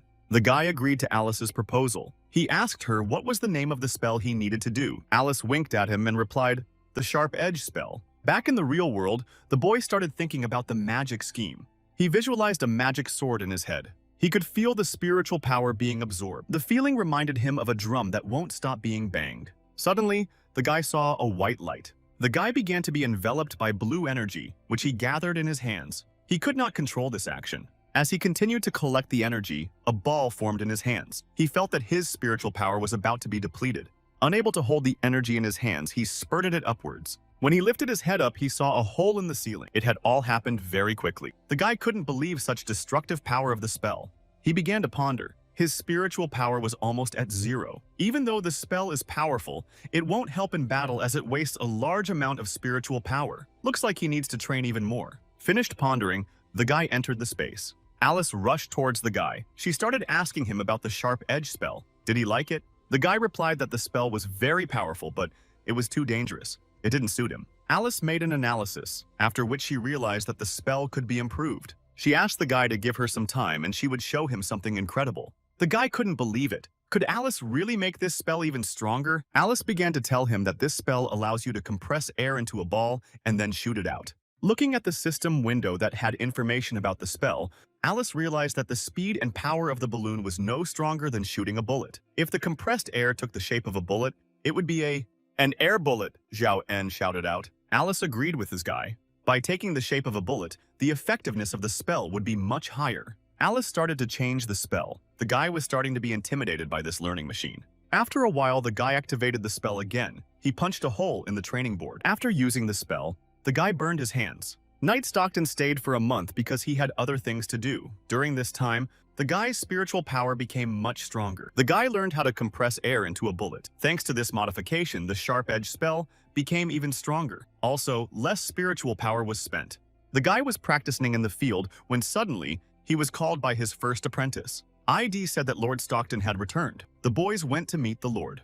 A lot of people were gathered to meet the Lord. The boy thought it was everyone's duty to meet the Lord. ID explained to him that all the people are here of their own free will. Because of the Lord, they are all living well. Everyone is grateful to him from the bottom of their hearts. The lad recalled his father telling him too that Knight Stockton was a good lord. A large number of people live on these lands. The land here is fertile. If the Lord is not harsh, no one will die of hunger. Xiao En and ID met the teacher. The teacher asked them to approach him. For a while, the boys looked out for the Lord. Standing on a rock and gazing into the distance, Xiao En could see the Lord accompanied by warriors. The warriors on horseback rode into the city. The first disciple's eyes glittered. He wanted to become a knight for a moment. Xiao En asked him, did he really want to give up blacksmithing so easily? ID replied that he would become a great blacksmith, but being a knight was also very cool. Knight Stockton jumped down from his horse. The blacksmith and knight's gazes crossed. Unexpectedly, they jumped at each other, but as it turned out, it was their warm greeting to each other. After the long-awaited meeting, they hugged each other tightly. Shaking hands, the knight asked the blacksmith if he had come out to meet him. The blacksmith replied that yes, and praised the knight's wonderful face. The knight took out a sack filled with something. He said that this time he had brought something for the blacksmith. The blacksmith asked to see what was in the sack. The contents of the sack turned out to be weapons and armor. Having finished examining the gift, the blacksmith asked the knight what was wrong. The knight replied that on the way back he met a little trouble. It was nothing serious. The blacksmith handed the bag of gifts to the first apprentice. He asked the knight how long he planned to stay in the city. The knight replied that he would be here for at least half a month. The blacksmith told the knight about his apprentices and how good they were. He asked the knight if he would take them with him next time. The knight saw the first apprentice behind the blacksmith's back. He asked him if he was good enough. The blacksmith replied that he could already take part in the entry-level artisan exam. The knight agreed. Placing his hand on the first apprentice's shoulder, he promised that when they returned he would give him any shop. Ida questioned the knight, would he really gift him an entire store? After scratching the back of his head, he refused the offer. Ida said he wanted to stay with the teacher. The knight praised the student for being loyal to his teacher. Turning his head, the knight saw the boy. The blacksmith introduced Xiao En to the knight, calling the boy very talented. The knight was surprised at what he heard. The knight crouched down on one knee and slipped some candy into the boy's hands. He thanked him for coming and asked him to share the candy with his friends. The knight rose to his feet and once again asked the blacksmith to show the second apprentice. The blacksmith pointed at Xiao En with his hand. The knight couldn't believe it. The knight asked his friend not to joke with him. After all, the kid was still a kid. The knight's words didn't just hurt the kid. The blacksmith recognized that the kid was still a kid, but his abilities were already as good as the first apprentice. The knight decided to test the kid. He offered him a test in the forge. He added that he doubted very much that the boy would be able to lift the blacksmith's big hammer. From seeing the boy's abilities, the knight was shocked. He could not believe that a small child could lift such a large hammer so easily. The blacksmith only smiled back. The knight pounced on the kid, looking over his body. He suggested the kid to follow him and learn from him to become a knight. Xiao En asked him why he wanted him to become a knight. After all, just a short while ago, he had treated him like a child. The knight grabbed the guy's shoulders and replied that the reason was because of his strength. Strength is the foundation of a knight's fundamentals. At such a young age, he is already so strong. He can definitely become a strong knight. The guy realized that his strength actually depended on his morning stretching. If he kept practicing, he could even become stronger than the Stockton knight. The knight asked the guy to believe him. In this world, there is nothing better than becoming a knight. After he becomes a knight, his status will rise to noble. He asked the lad to look at him. At his estate, wouldn't he want to have one? The blacksmith came into the conversation, interrupting the knight. He stated that Xiao En is his apprentice. He's already a pretty good artisan. Why is Stockton trying to make a knight out of him? The knight asked the blacksmith to calm down. He asked not to compare the noble profession of a knight to the business of a blacksmith. He asked if the blacksmith knows how many people dream of becoming a real knight. The blacksmith, blocking the boy behind him, replied that he didn't know. But he knows that every year many knights lose their precious lives for various reasons. The knight objected. He explained to the blacksmith that unless they experienced pain and suffering, they could not become true knights. He was sure that with Xiao En's talent, he would definitely be able to pass the test. The knight and blacksmith continued to argue amongst themselves. The guy watching this pondered over the knight's suggestion. Even if he had a chance to become a noble and obtain land, he would have to fight. And that wasn't exactly what the lad desired. The guy remembered his past life, in which he just wanted to live peacefully. It's a long way from war, but everyone knows what war is. The boy decided that if God gave him a second chance, he should live on. Live as long as possible. The boy stopped the argument between the knight and the blacksmith. He bowed to the knight and thanked him for offering to be his apprentice. But he was already the blacksmith's apprentice, so he had to refuse. The knight was upset, but he still told the boy that if he ever changed his mind, he could always come to him. The blacksmith didn't expect such a response from his disciple. He thought that Xiao En craved for fame and glory like all his peers, but it turned out that he just wanted to become an artisan. The blacksmith laughed. He asked the children to show the knight what they could do. The children accepted the teacher's orders. The first to demonstrate his talent, ID volunteered. He decided to show rough handling of a heavy ball. The knight motioned for the demonstration to begin. Walking over to the anvil, ID scrutinized the sword. He proceeded to work the sword, burning it in a fire and forging it on the anvil. After cooling the sword in a bucket of water, Ide began polishing it against a stone. Finishing the work, the lad demonstrated the sword. The knight liked the quality and speed of the work. He took the sword in his hands and began to examine it. He praised the sword, pointing out its weight, balance, and even its sharpness. The sword passed the test and could be used in battle. The knight stated that the blacksmith had a good successor. The blacksmith replied that ID may not have talent, but he is a hard worker, which is the most important thing in blacksmithing. The knight suggested that the blacksmith give the second apprentice to him, since he now had a successor. The blacksmith asked him not to even dream about it. Looking around, the blacksmith noticed that Xiao En had disappeared somewhere. Xiaoan stood in the corner of the room with his hands behind his back. He said that he didn't want to create anything today. The blacksmith and the knight were surprised. What is he going to do then? The knight had already started yelling at the guy. He said that if he didn't show anything, he might not even think about the city.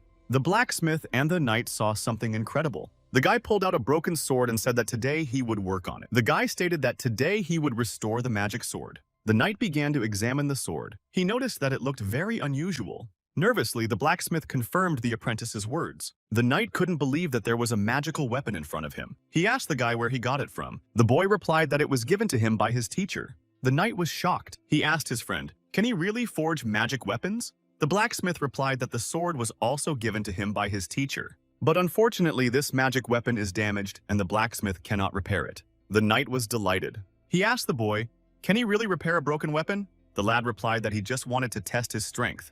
The blacksmith looked proudly at his apprentice. He knew the boy was confident in his abilities. The lad set about repairing the weapon. Glowing the sword in the fire, he noticed that the flame was not enough, too little heat. The blacksmith saw that his apprentice had a problem and decided to help him. He approached the blower and told him that he would make the fire himself. The student and the teacher agreed to both do a good job. The boy thought about practicing in space. He had been practicing a lot. Everything would definitely be fine. Never mind the fact that this was his first time recovering a magic weapon in reality. The temperature rose. While in the fire, the color of the sword began to change. The blacksmith noticed that the guy pulled something unknown from his pocket. The blacksmith asked the guy what it was in his hand. Xiao En explained to the teacher that it was the remains of a magic book that he had cut off a piece of. The blacksmith couldn't believe his ears. The magic book was very valuable. How could Xiao En do such a thing? The guy had no choice. Without a magic item, one cannot use mental spirit power on a magic weapon. The guy sitting on one knee began to gather mental spirit power around him. He began to infuse the mental spirit power into the magic sword. Absorbing the mental spirit power, patterns began to appear on the weapon. The guy swung the hammer and decided that his future would change from now on. Imagining himself riding a horse, galloping through the vastness of this world, he decided that he would not stay here forever. Then he imagined himself as a wizard sitting in a magical tower reading a book. He wants to go further and learn magic. Imagining himself holding the whole world in his hands, the guy decided he will become the strongest magician. The guy continued to forge a magic sword with his hammer. Picking up the sword with tongs, the guy began to examine it. He was looking for the part blocking the flow of magic. After a short examination, he managed to find it. The guy used his mind, following the flow of the magic sword. Finishing forging the sword, he flavored it with the power of the magic spirit. Guy finished restoring the sword. The knight and the blacksmith walked over to see the sword. With awe in his eyes, the knight asked the lad if he had succeeded. Standing the three of them near the sword, they continued to stare at it. Pointing his hand at the sword, the lad poured mental power into it. The blacksmith and the knight watched intently at what was happening. The sword began to glow brightly, blinding the blacksmith and knight. The boy didn't take his gaze off the sword for a second. He confidently took the sword in his hand. After inspecting the sword, he proudly declared that he had restored it. The knight took the sword in his hand. With delight in his eyes, he gazed into the brilliance of the sword blade. He felt very bitter that he could only use the sword and magic was beyond his ability. Passing the sword to the blacksmith, the knight asked him what he thought of it. The blacksmith asked him not to mock him.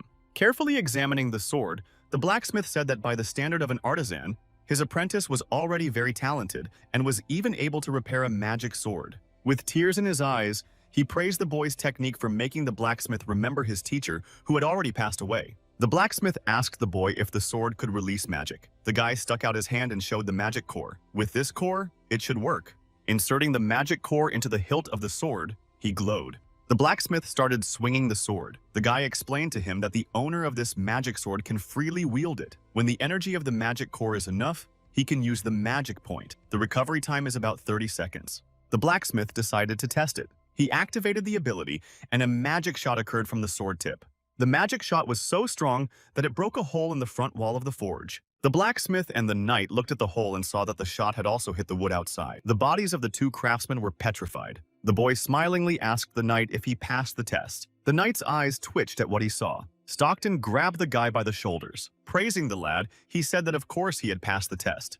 The blacksmith asked his apprentice worriedly, "Since he put the magic core into the sword, does that mean he has already mastered magic?" The boy awkwardly looked at his teacher and replied that he had indeed mastered it. The knight was once again amazed by the lad. He explained to the guy that since he had mastered magic, according to the rules of the country, he could join the magic tower of the country for training. The knight asked the lad if he would agree to such terms. The boy stammered and asked about the magic tower. He pretended not to know anything. The knight began to tell him that although there weren't many mages in their country, there was an honorable 5-star mage and 5 other mages. Each of them has their own magic tower. Since the guy is a citizen of the country, he has a chance to become a mage and get his own magic tower for learning magic. The guy was excited. The blacksmith put his hand on the guy's shoulder and praised him. He didn't expect that the guy was not only a genius in the craft, but also had a talent for magic. The boy looked sadly at the teacher. The blacksmith knelt down and put the sword in the lad's hands. He said he knew of the boy's efforts. He was very proud of him and would respect any choice he made.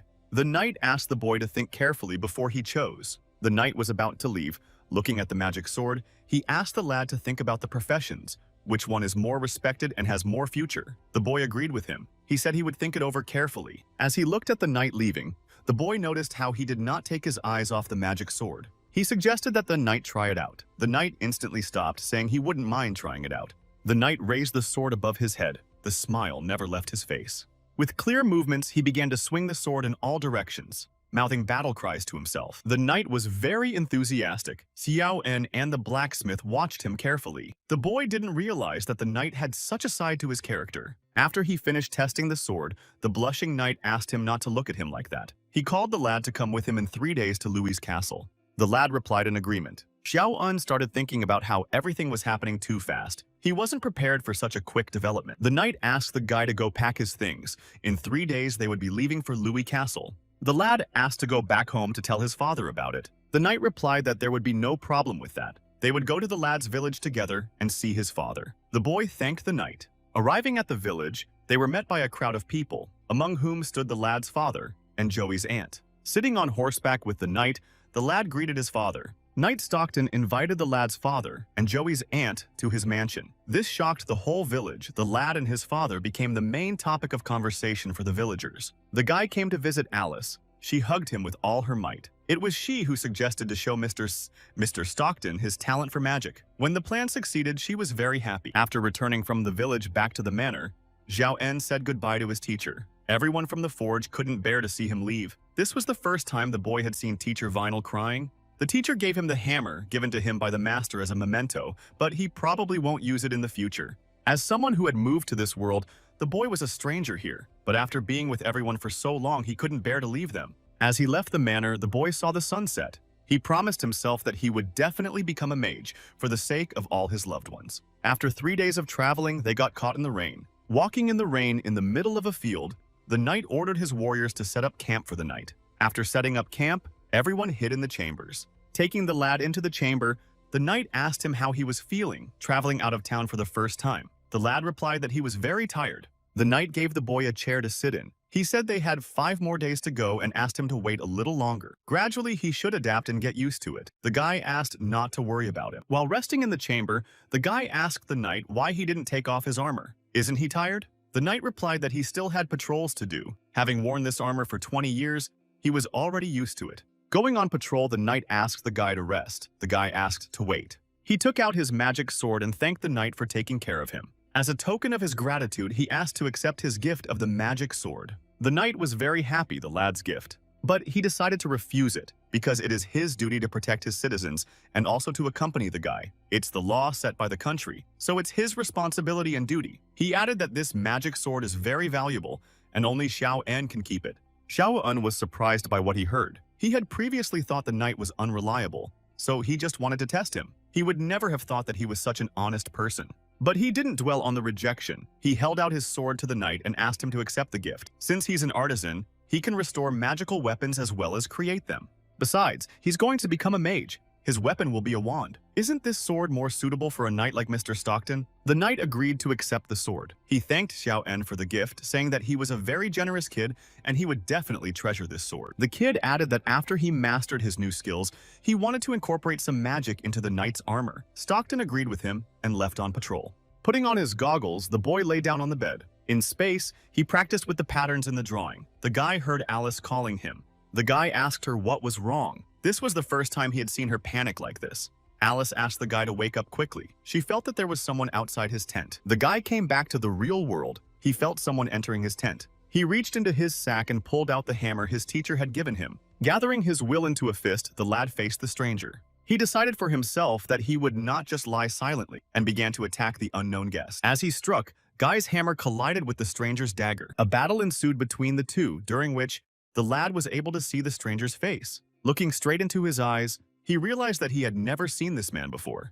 The stranger threw the guy off of him with a kick of his foot. Then, using his dagger, he launched an attack. The guy didn't know what to do. He didn't have any defense ability, but he managed to remember something. The guy dodged the attack using a somersault from the morning stretching technique. The stranger wasn't prepared for the guy's dodge. The guy didn't know who the stranger was, but he had no intention of losing to him. With a swing of his hammer, the guy jumped at the stranger.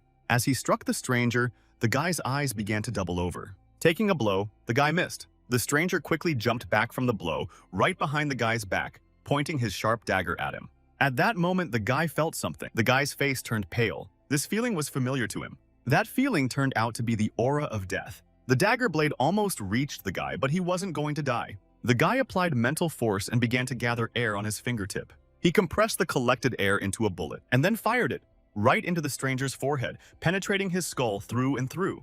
The guy's body began to shake. Looking at his hands, he realized that he had just killed a man. The sound of battle echoed throughout the camp. The troops raised the alarm. A knight came into the boy's room. He saw the lad groaning, crawling on the floor. He asked him what happened. The guy started swinging his hammer without looking. The knight stopped the guy. Taking a knee and hugging the guy, he asked him not to worry. The guy grumbled to himself. The knight continued to calm him down. The boy began to explain that a stranger had snuck into his room. He couldn't defeat him, so in his panic, he used magic. The guy questioned the knight, did he really hurt someone? Why does someone want to kill him? The knight apologized to the guy. He said that most likely the stranger had mixed up the targets. The knight guessed who sent the man. The knight told Xiaowen that the assassin's target was him, not the guy. Most likely, the assassin didn't know that the knight would be on patrol. So after entering his chamber, he swooped down on the guy. The guy asked the knight, is someone trying to kill him? Who would hold a grudge against him? The knight sighed heavily. He doesn't know if the guy should tell.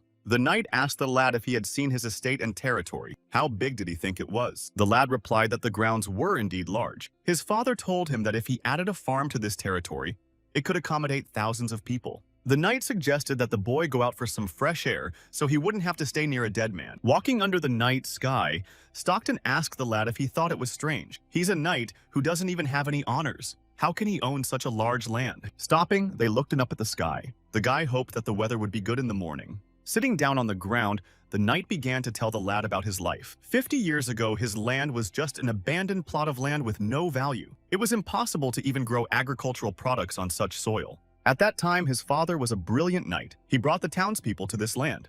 With all their might, people worked hard to make the land prosper. After his father's hard work, they finally established their estate. The boy asked the knight, since he said that with the soil quality like this, crops couldn't be grown, then how did his father achieve reclamation? The knight said he would answer the lad's question, but asked him to keep it a secret. The boy promised that he would keep his mouth shut. The knight looked at the sky and said that it was all due to magic. The boy became wary. The knight explained to him that his father was Count Camber's subordinate. Back then, Count Camber begged the great magician Tashoni to use magic to invent a method of farming to change the quality of the soil. Count Cambert instructed his father to try out this method on this earth.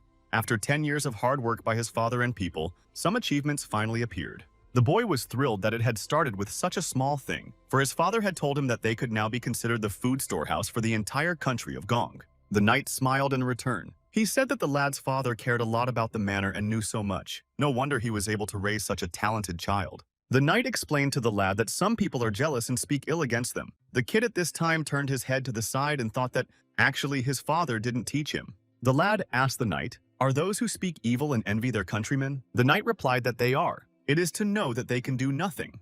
These people are very greedy. They have set their eyes on these lands and want to appropriate all the gains to themselves. After many failures of buying these lands, they started to take actions such as hiring assassins and so on. The boy thought for a moment, these people probably don't just want glory and achievements, but they just want to absorb all the lands. The lad asked the knight, since he and his father had come here under the orders of Earl Cambert, then why didn't they ask him for help? The knight explained to the boy that in their country, low-rank nobles were obliged to make offerings and pay taxes to high-rank nobles. Because of this, the high-rank nobles would not protect the low-rank nobles. The knight sighed heavily. He said that if Count Camber was alive, he wouldn't have to worry about this problem. The boy asked if after Count Camber's death, his successor didn't take care of it. The knight explained that Earl Cambert taught the Duke of Warrington. He was respected by the Duke. But after his death, his son Earl Fraser was too weak and can't influence Duke Warrington's decision.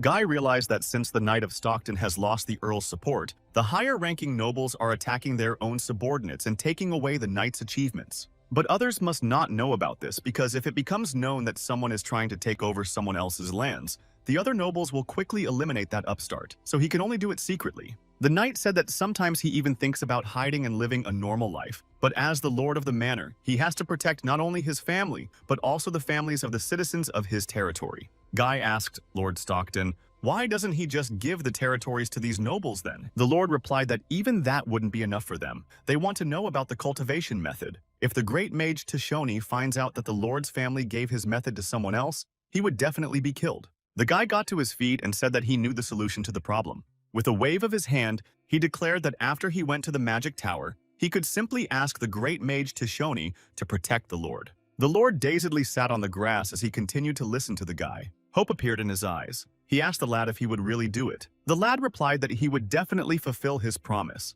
He asked the lord, would any of his enemies be able to afford to insult the great mage Tishoni? The lord replied that it was impossible. Great mage Tishoni, one of the 6 great mages. Guy said that if the nobles don't want to help, they'll just ask Grand Mage Tishoni to be the lord's support. That should solve all the problems. The lord hesitated. He asked the lad, why would a great mage care about some lowly knight? A mage's position in the country is much higher than a duke's.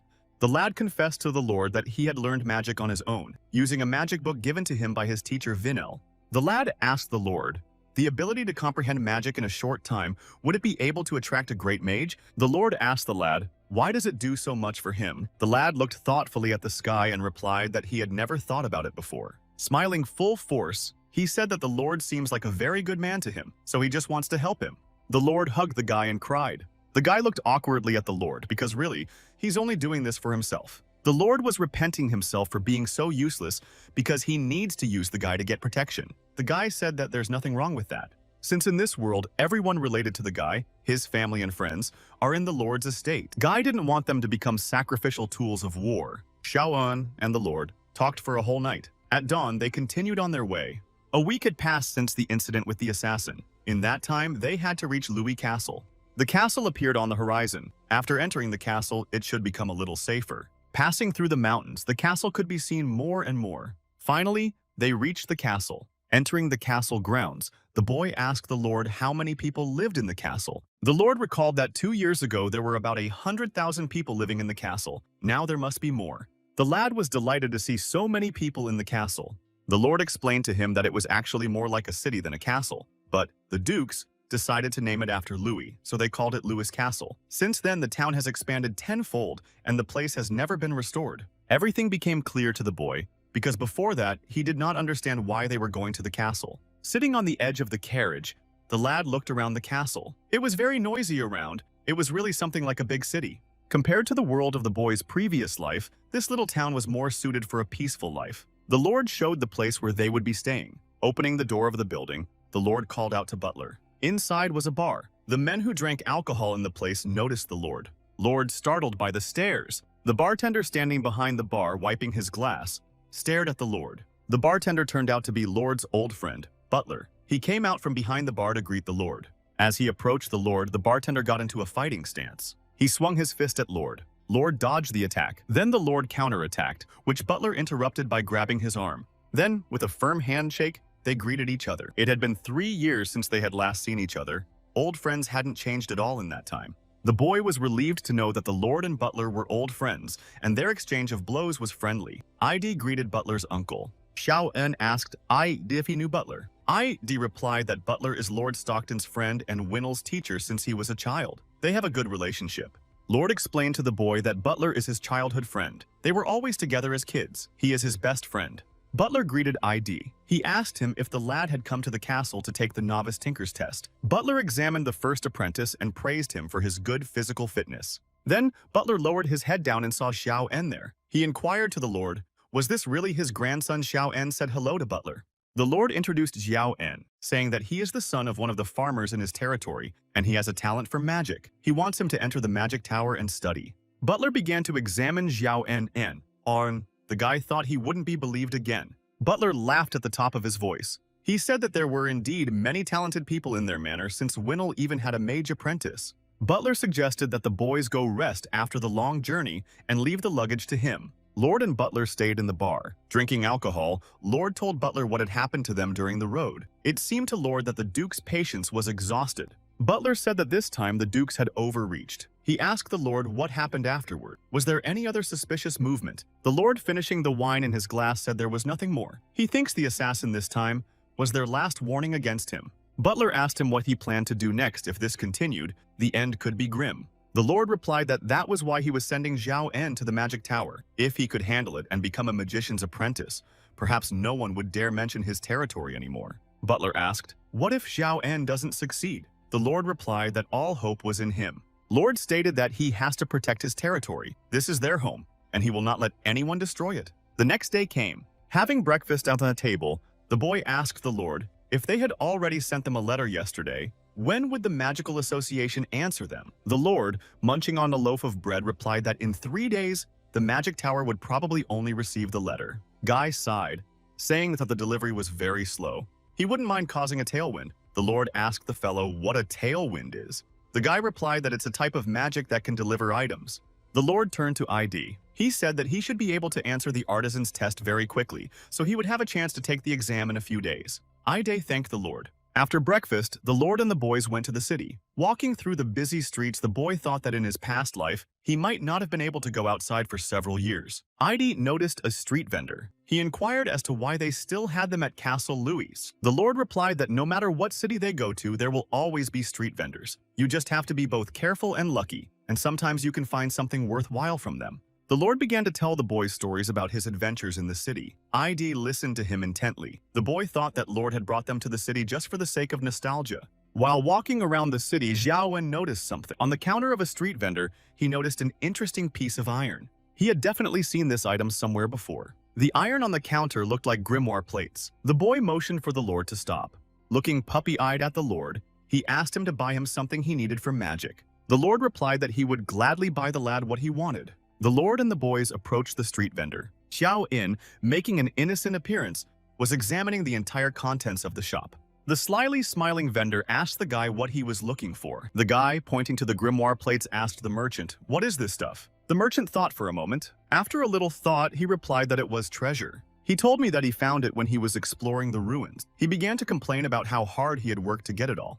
The Lord asked the merchant how much he was willing to give the iron for. The merchant replied that for just 1 gold coin they could take all his treasures off the counter. The Lord grabbed the merchant by the collar and told him that he wanted to fool the poor child. He offered him 5 silver coins for all his junk. The merchant agreed to the Lord's offer. Xiao En, with a satisfied smile on his face, carried a bag full of junk. Ida asked the guy why he wanted to buy all this stuff. After all, these things weren't worth 5 silver pieces.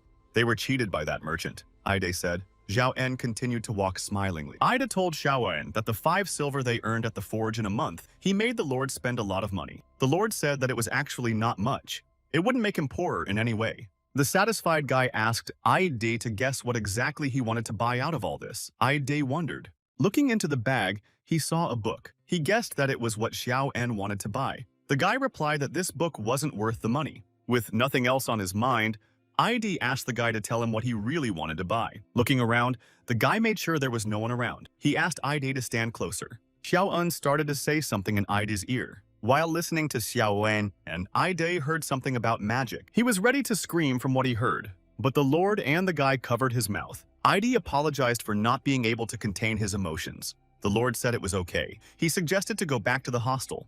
Back to the hostel, the guy showed what he really wanted to buy. The guy took 2 plates of grimoire in his hands. He said that these 2 iron plates were magical. Examining the plates, ID asked the guy if he was sure about it. The Lord, examining the plates, found some patterns on them. The guy said that he was absolutely sure that there was definitely some magical information in them. As for the information, he wants to try to research it. The Lord told the guy that he is really very amazing. ID asked the Lord, what is the real price of these magic records? The Lord replied that anything related to magic is hard to buy with money. If someone wanted to sell them to the magic tower, each one could be sold for at least 100 gold coins. ID's eyes bulged at the amount he heard. The Lord asked Ida not to disturb Xiao En, and sent him off to go study for the exam. The boy looked at the records. He knew that their real value was much more than just 100 gold coins. Taking one of the plates in his hands, he felt a particle of magical power. He became curious. What kind of information was in here? Or maybe it's some kind of mental training method. To begin with, the guy tried using mental spirit power. The guy tried to infuse the mental spirit power into the plate. After a moment, he flung the plate away from him. He felt an intense pain in his heart. The guy fell to the floor. He didn't realize what the feeling was. His head was splitting and his heart was bursting. Before it was too late, the guy decided to enter the virtual space. He pulled his hand up to the bag that contained the virtual glasses.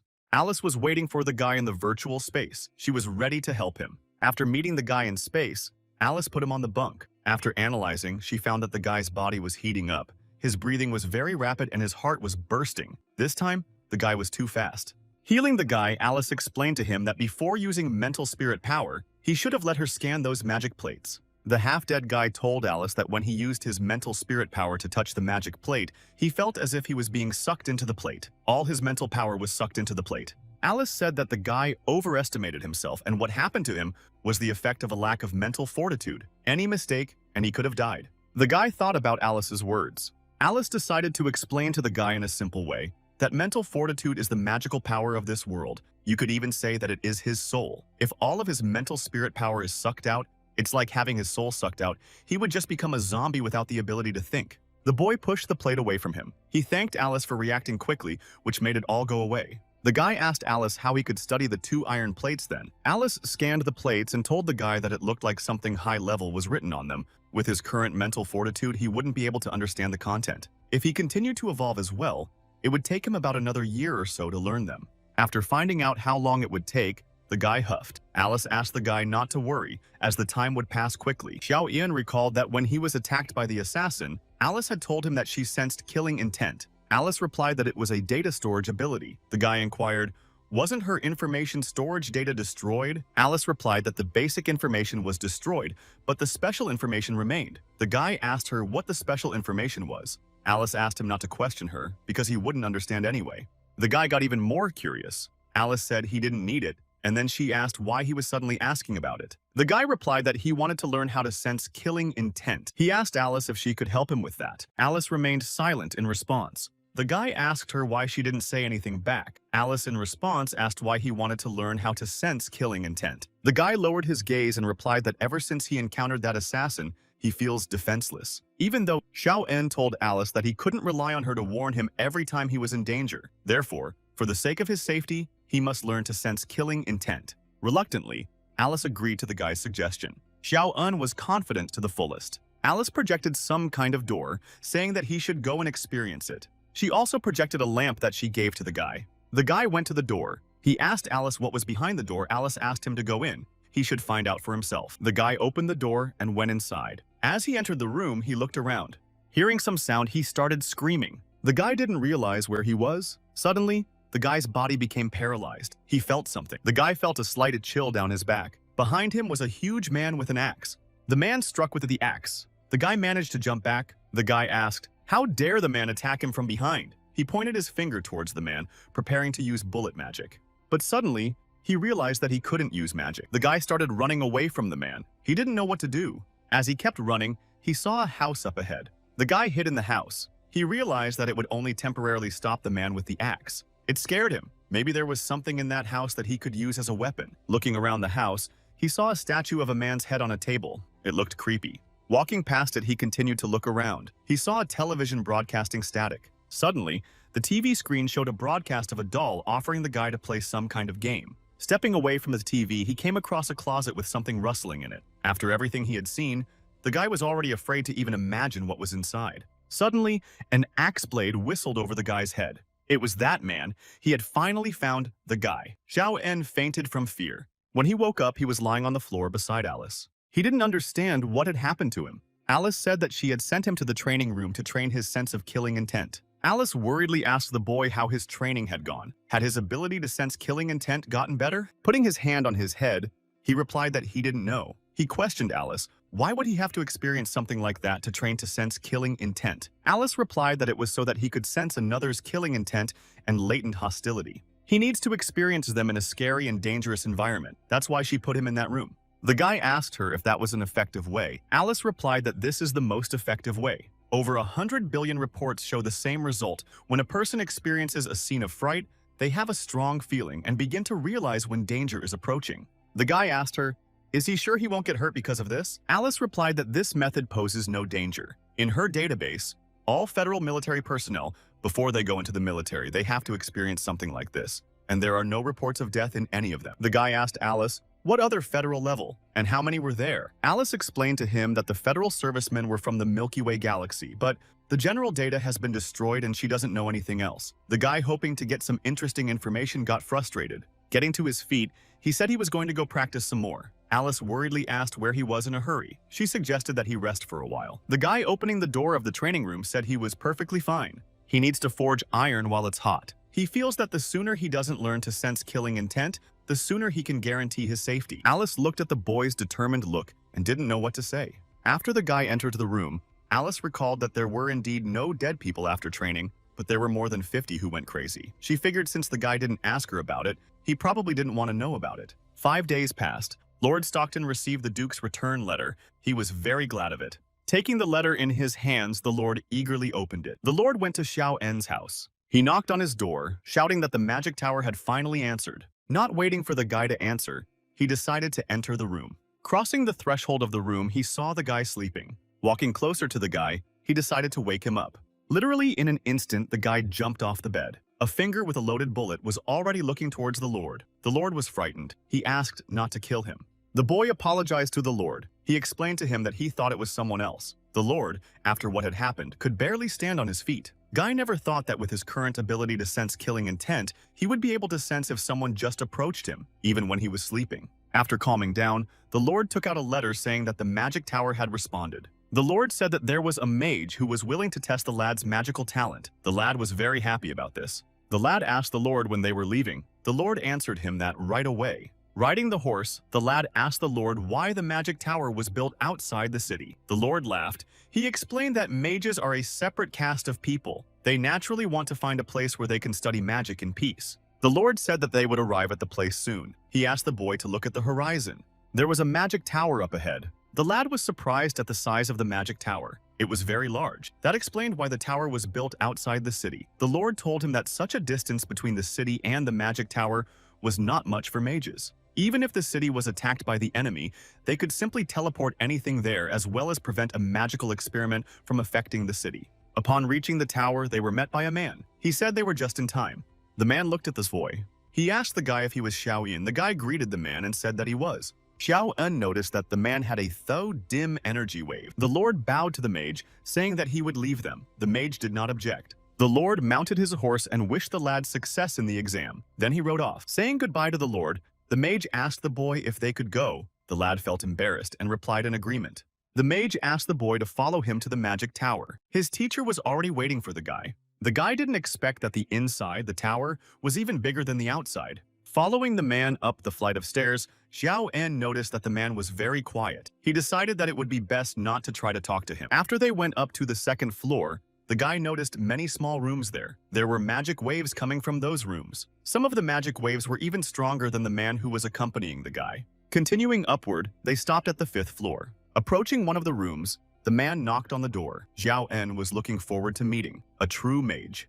The door started to open. Stepping inside the room, the guy saw a man looking out the window. The man who brought the guy to him introduced the man looking out the window. This man would be the examiner for Xiao En's upcoming exam.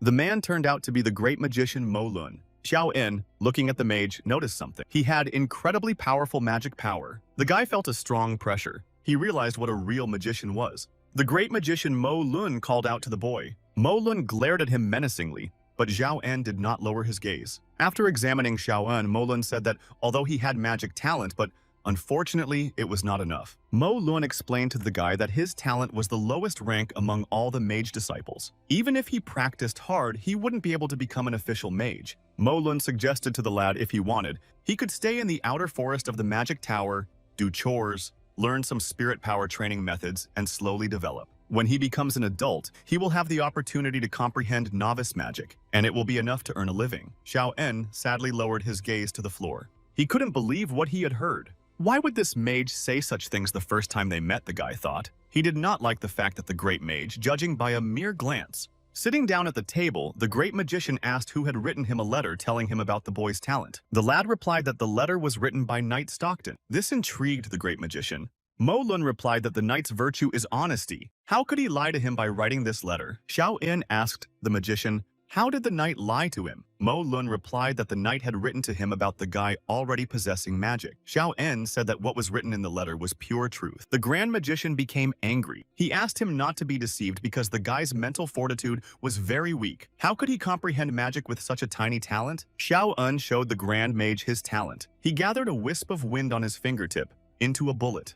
Mo Lun, upon seeing this, recognized that the guy really knew how to use magic. Xiao En added that he was only fluent in this spell. Frowning, Mo Lun asked, what does he mean by this? Does he really know any other spells? The guy replied that he knew some other spell but hadn't really mastered it yet. After Alice analyzed the acid spell, Xiao En never started practicing it. Most of his time was spent on sensing killing intent. Mo Lun walked closer to the guy to get a closer look at the guy's spell. After looking closer, he realized that it was a wind magic spell. Xiao En was satisfied. He had managed to catch the attention of the great mage. The guy confirmed the mage's words, saying that he had learned a wind magic spell called bullet magic. Mo Lun waved his hands and offered to use the spell on himself. Spicing up the incident that happened to the guy on the way to Louis Castle, Xiao En warned the grand mage that the power of this shot could kill a person. Rolling his eyes, Mo Louis suggested that the lad test the spell using a table as a target. Bowing to the great magician, the guy said that he was ready to begin. Mo Louis said that he was also willing to see the guy's abilities. But before starting, the great magician warned the guy that the table was made of solid wood, and he even added a magical reinforcement to it. Before the great magician could finish speaking, a bullet from the guy's finger with a powerful shot flew into the table. The shot made a small hole in the table. Mo Lun couldn't believe it. With a dumbfounded look, Mo Lun looked at the guy. He couldn't contain his emotions after seeing this. Pulling himself together, Mo Lun said that the destructive power of the bullet magic that the guy demonstrated shouldn't be so strong. Xiao En couldn't tell him that it was magic that had been altered by artificial intelligence. The guy asked the magician, what did he do wrong? Mo Lun replied that this spell was very different from others like it.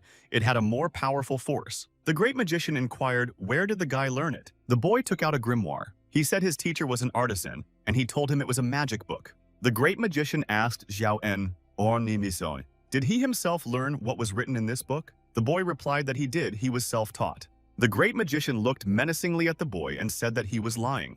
The boy said he wasn't lying. Mo Lun sensed from the record book Xiao En was holding that it wasn't his bullet magic. The guy admitted that there was a slightly different spell in the book, but he changed it to bullet magic. The grand magician asked, how did he do that? Xiao En replied that he didn't fully know himself. The guy tried to explain how he did it, but Mo Lun didn't understand. The grand magician asked the guy why he used the record book as a material to repair the magic weapon. The guy replied that he had fully studied the records, so he used them to repair the magic weapon. The grand magician was shocked. The guy's words were so reasonable that he couldn't counter him with anything. The guy asked the mage what he had done wrong again. The great mage replied that everything was fine. He just didn't expect the lad to have such courage at such a young age. He asked the boy if he could use the spells again. The boy replied that unfortunately he couldn't. His mental fortitude only allowed him to release magic once. The great mage smiled. It was just as he had envisioned. The guy's spirit power is so small that it can't comprehend the training of magic. He asked the guy, with such a small spirit power, how was he able to learn magic? After all, the guy's magic release skills were honed to a perfect level, as if he had practiced tens of thousands of times. The guy became very nervous. He didn't know what to say to the great magician. Mo Lun told the guy that every time a person wanted to release magic, he had to visualize in his mind and use magical spirit power to create an image of magic and direct the flow of energy. Every time one tries, whether success or failure, one must use the mental spirit power to create magic. In such a situation, if the magician wants to master magic, the power of the mental spirit he possesses must be greater than that required to release magic by 10 or even 100 times. The bullet magic the guy used seemed to have formed instantly. It wasn't just practicing a dozen times. According to the strength of the guy's mental spirit, the amount of time he needs to reach this level of skill is at least a few years, maybe more. The guy took his gaze away from the mage. He didn't know what to say to him. Mo Lun said that since the guy didn't want to tell him, then so be it. He allowed him to stay in the magic tower since no matter what, he saw the guy's talent. Realizing that the interrogation was over, the lad exhaled. Looking out the window, the great mage said he had thought of something. He asked the lad if he would be willing to be his apprentice. The boy was taken away from his speech. With all his might, he shouted out that he wanted to become the great magician's apprentice very badly. Smiling, the great magician replied that Xiao En is now the magician's official disciple. He hoped that the guy would be able to surprise him in the future. The boy's eyes glistened. He promised he wouldn't let the great magician down.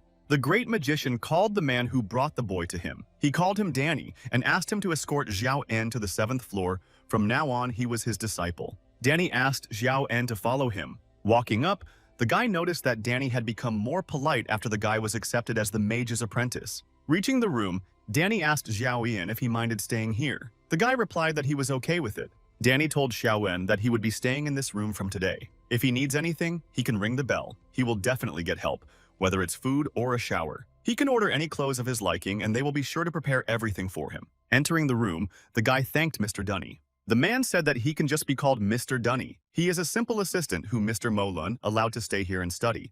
The guy was surprised. He thought that except for the mage, everyone in the tower was a mage apprentice. Danny replied that the mage tower has a level distribution. In the tower, members are categorized into 3 types: mage, mage apprentice, and mage assistant. Danny revealed that before Xiao En came, there were only 5 magician disciples. Inside the Moon Magic Tower, they all possess extremely high magical talent, so Mo Lun recognized them and took them as disciples. In time, they have the opportunity to become official magicians that people admire so much, and people like Danny were just chosen by magician Mo Lun as assistants. Although the helpers have magical talent, their talent is usually low, which is why they became helpers who are overlooked by the official mages. Assistants have 2 options. The first is to give up studying magic and try their hand at another profession. The other option is to stay. Although many give up, most still retain a little hope, wanting to try in their lives whether they can master magic and become official mages. Of course, among the helpers, those who fulfill their wishes are very few. The helpers live in the forest surrounding the magic tower, said Danny with a lowered gaze. Danny added that there were few first-level magic and basic techniques for cultivating mental spirit power in the forest. It was now clear to Xiao En why, at the very beginning, Grand Magician Mo Lun had suggested him to live in the forest. Almost all mage assistants can't bear to fail when moving to the 7th level of assistant, after they comprehend a first-level magic spell or maybe even 1 or 2 second-level magic spells. They would leave the forest. But despite this, someone who has mastered a 2nd-level spell is also a mage in the eyes of the people, who has freedom, and is essentially at the level of an apprentice mage. They can try their luck, whether it be in the army or by going as mercenaries, even becoming adventurers. They will also be very popular and respected. After finishing the story, Danny congratulated Xiao En, for he was now the 6th mage apprentice in the Magic Tower. Danny said that Xiao En could now hire people to be his assistants. Xiao En asked Danny, "What do assistant mage apprentices do?" Danny replied that they would serve him and help him with his daily chores. They can also help him prepare some simple magic materials. Essentially, assistants are just servants. Out of embarrassment, the guy laughed. Danny said that Xiao En, according to his credentials, could hire himself 2 assistants, among whom could be his acquaintances. Xiao En rejoiced at this information. Danny asked him if he had any acquaintances he wanted to hire. Xiao En hesitated. He replied that he didn't know who to choose yet. Afterward, Xiao En said that after he thought about it, he would let Danny know his choice, but for now, Danny could be free. Left alone in the room, the boy exhaled. He had finally gotten into the magic tower and had become a magician's apprentice. And he also realized that in the world of mages, there was also a lot of injustice. Mo Lun arranged the books on the shelves. Then he used some obscure magic. After a while, the great magician headed somewhere. Walking along the magic tower, he stopped and shouted loudly, "Da Wei!" Someone responded to Mo Lun's shout. The person who responded asked him to wait because he was conducting an experiment. The Grand Magician had no intention of waiting for the manic researcher. Mo Lun created a magic circle underneath him, after which he jumped up high. After landing on one of the floors, he was met by Da Wei. The Grand Magician said that the 3-star magician Da Wei had gotten out in time. "Da Wei?" asked Mo Lun, speaking without sarcasm. Inviting the Grand Magician to the table, Da Wei said that his servant just now sent him tea and milk. The Great Magician envied Da Wei because his servant always sent him very good things. Da Wei asked Mo Lun, "What is he worried about?" Mo Lun choked on his tea at the spontaneity of the question. He asked Da Wei, how did he know he was worried? Da Wei laughed in response, saying that he could tell by the look on his face. The Great Magician said that today he had accepted a disciple. His talent was very bad. He had never seen a worse magical talent before. Da Wei was surprised. He asked the Great Magician, why did he take a guy with such a bad talent as a disciple? Was it by any chance that he was related to him? Then Dawei recalled that the great magician was an orphan. Mo Lun's eyes started to water at Dawei's words. The Grand Magician explained that he took him in because even though his talent was poor, he used a modified magic spell in front of him. This got Dawei interested. He asked, "What kind of spell did the guy use exactly?" "A cutting spell," replied the Great Magician. He said that the guy called it bullet magic, and it had a much more powerful force than the original spell. The most interesting thing was that after his spell touched the target, it would burst. Dawei couldn't believe it. He asked, "Where did the guy learn this?" The Grand Magician replied that, "From a magic book, and he was self-taught." Dawei asked, "Where's this magic book located?" The Grand Magician replied that unfortunately the guy was a craftsman before, and he used the magic book to repair magical weapons. The Grand Magician added that this child's magic power was only enough to cast a magic spell once, but he was able to use it instantly. Mo Lun said that if he hadn't seen it with his own eyes, he wouldn't have believed it either. A 10-year-old child with poor magical talent was able to comprehend magic at such a level. It was simply impossible. Dawei began to guess why the Great Magician had come. He asked Mo Lun if he really thought it was okay to let the kid use this magic. A silence appeared at the table. The two magicians looked at each other. The Grand Mage explained that with the kid's talent, he thought that the one was the most suitable. Dawei warned Mo Lun that he should think carefully. If the guy can't become a real magician, learning this type of magic won't help him. The Grand Mage offered to discuss it with the guy. Xiao En was lying on the bed, thinking about whether he should tell Knight Stockton that he had become a magician's apprentice. Maybe he had already been told about it. Suddenly, the boy heard a voice telling him to go up to the 9th floor. Going up to the 9th floor, the guy became interested in the magic through which the voice sounded. Reaching the place, the guy knocked on the door. He was asked to enter. The Great Magician introduced to the lad a man who stood beside him. The man turned out to be his old friend, Dawei, and he is a 3-star magician. Xiaoen bowed his head in front of the 3-star magician. Dawei greeted the guy. He didn't think Xiaoen was so young. Dawei told the boy what he had heard from Mo Lun, that the boy had already mastered the magic spell. The guy confirmed the Great Magician's words. Dawei asked Xiao En to demonstrate the spell to him. The guy asked the teacher for permission, and the teacher gave his consent. Xiao En began to gather air around his finger. Squeezing the air into a bullet, the guy fired a shot. Dawei liked the demonstration. He asked the guy if he knew any other magic spell. The guy replied that he also knew an acid spell, but he had never used it before, so he was unlikely to be able to demonstrate it now. Dawei said that the guy was really talented. The guy's magic power is only enough to use one spell, and yet there are very few people here who can reach that level with that kind of magic power. The Grand Magician corrected Dawei, saying that the guy is one and only. The Grand Magician asked the guy not to be mistaken about it. Xiao En said he wouldn't, and thanked the Great Magician for recognizing him. Mo Lun explained to the guy that ever since he became his disciple, they had become a family. In fact, the guy's talent for self-learning seems to be pretty good. Mo Lun warned the guy that he should be prepared. He would have a lot of difficulties in the future when using magic spells. The guy responded by saying that difficulties didn't scare him. The Great Magician laughed out loud. He explained to the lad that there are many types of magic spells. He asked the lad what type of spell he planned to focus on. The guy replied that he wasn't very good at magic. He asked Mo Lun to help him. The Great Magician wondered about the guy's talent. He determined that the guy had an excellent perception and affinity ability. It was his unique talent. He explained to him that it was because of this he could easily comprehend magic even when his magic power was less than needed. This ability would be the basis for the guy's type. Under the guidance of the two teachers, the guy finally understood some things related to magic. For example, the power of magic spells increases and decreases depending on the magic power used. It is distributed into 10 levels. And even if it's the same level of magic, it also differs regarding the release of magic power. Even if the difference in low-level magic can't be seen, the gap will gradually increase after increasing the level of magic power. High-level magic can consume more magic power, but be weaker than mid-level magic. But in fact, high-level magic power is not something that mid-level magic power can compare to. According to the thoughts of the Great Magician Mo Lun, Xiao En should choose that magic spell that consumes less magic power. This way, it would be better for the guy's future development. While reading the book, the guy remembered Alice. He realized that he didn't really have any special abilities to learn. If it wasn't for her and virtual space, he wouldn't have the opportunity to practice more than a few million times. The boy asked the Great Mage what type of magic he should study. The Great Magician said that he had discussed it with Dawei, and they had found a suitable option. That option turned out to be summoning an element. The Grand Magician explained that among all types of magic, the power of element summoning was very strong, and it had the lowest consumption of magical energy.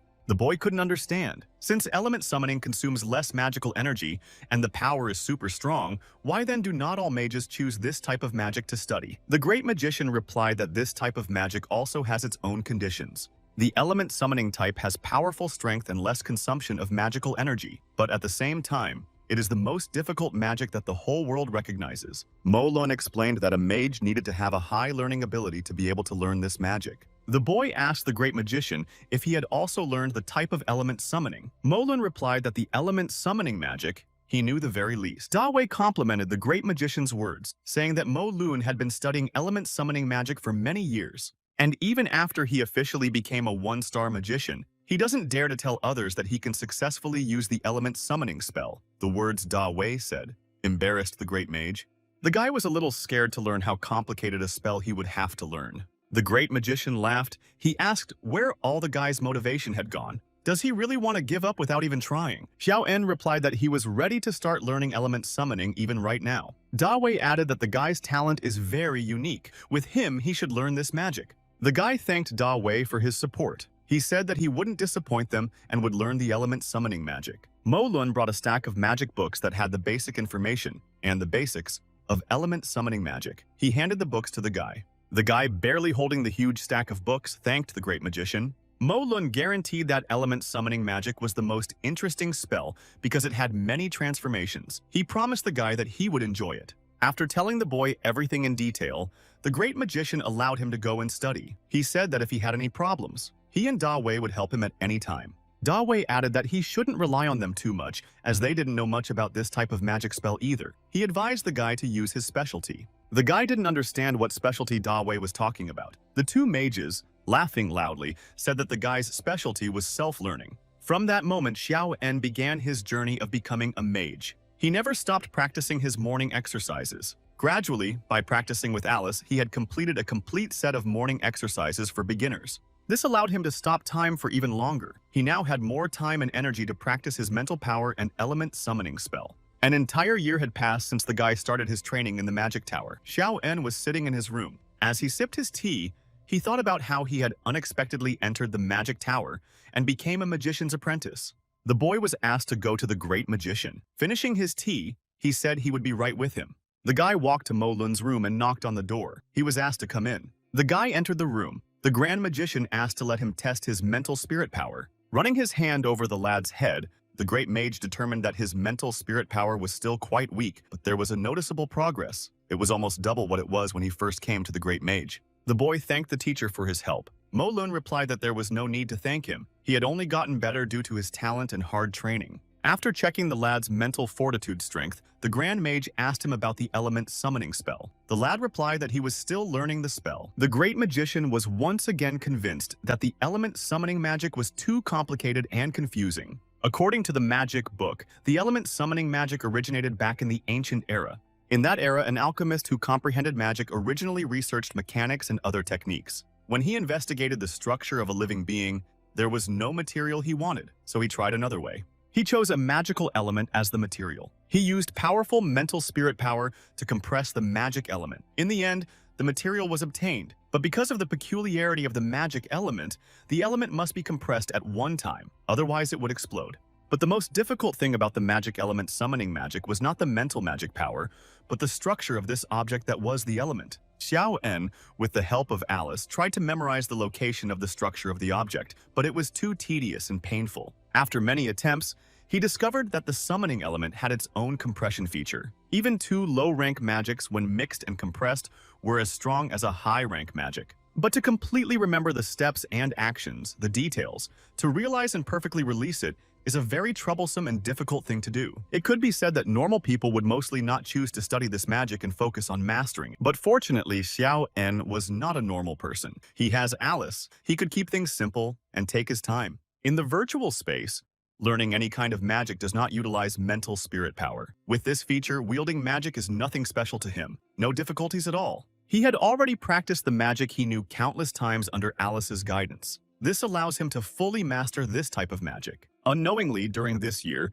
he has mastered 7 magic spells. All of them are first-level magic, but his current overall mental spirit and skill is too low for that. If teacher found out, the entire magic world would be shocked, and among the 7 magics he has comprehended, the strongest one is the Altered Element Summoning spell. After many attempts, the guy managed to create an elemental summoning spell. Xiao En was practicing in his room. Danny knocked on his door, asking him to come in.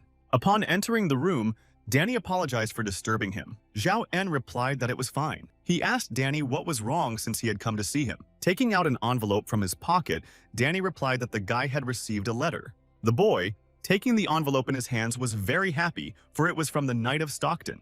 Opening the envelope, the boy thought about what could have happened, because it had been a whole year. Knight Stockton couldn't just write a letter. Xiao En had warned Danny to bring letters from Knight Stockton in the future as soon as they arrived. After reading the contents in the letter, the guy told Danny that he might have to leave the tower for a while. He asked Danny what he had to do that. Danny replied that the guy just needed to inform the mage Mo Lun.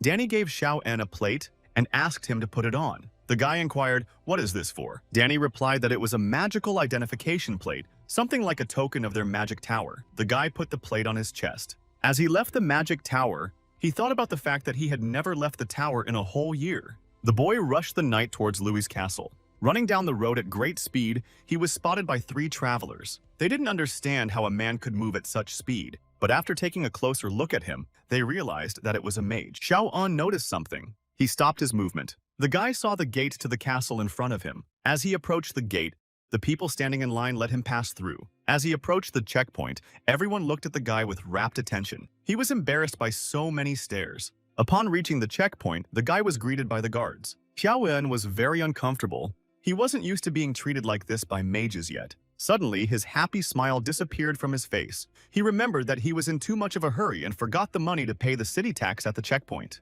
The guards replied that there was no need for the money. Since Xiao En is a mage, he doesn't need to pay the city tax. The guy thanked the guard. After entering the castle grounds, the guy went to Uncle Butler's place. Entering the bar, he saw Butler behind the bar. Butler was happy to see the guy arrive. The lad told Butler that he had come to the castle at the request of the Knight of Stockton. Butler replied that the knight was here for a whole week. Butler and Xiao En headed towards the knight's room. Upon reaching the room, Butler called out to him.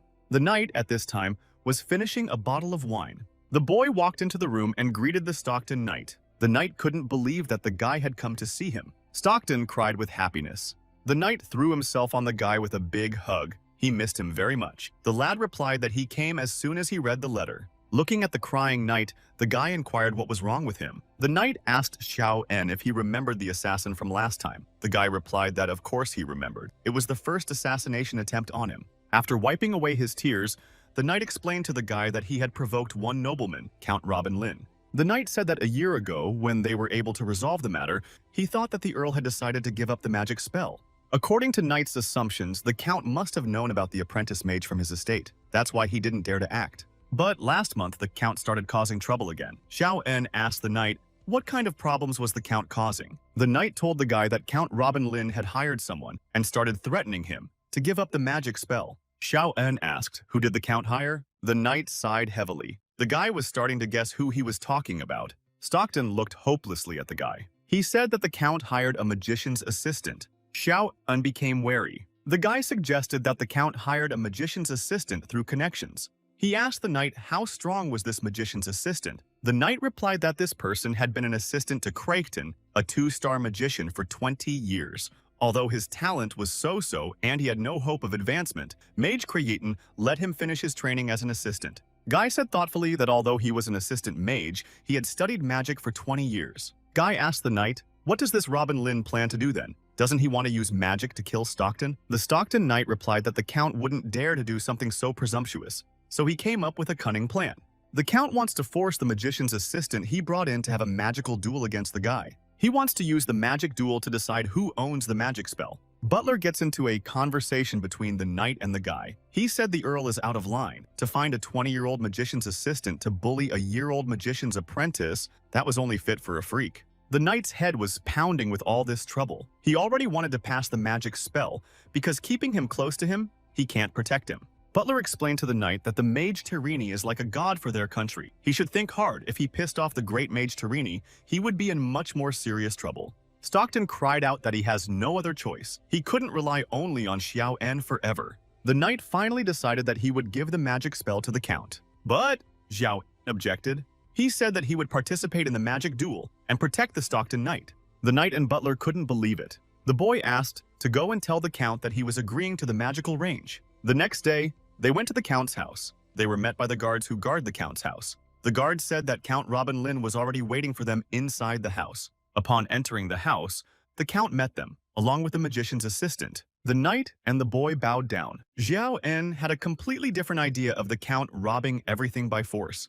A conversation ensued between the knight and the count. At this time, the magician's assistant and Xiao En were scrutinizing each other. The guy examined his opponent and recognized that the mage assistant's mental fortitude was indeed stronger than his.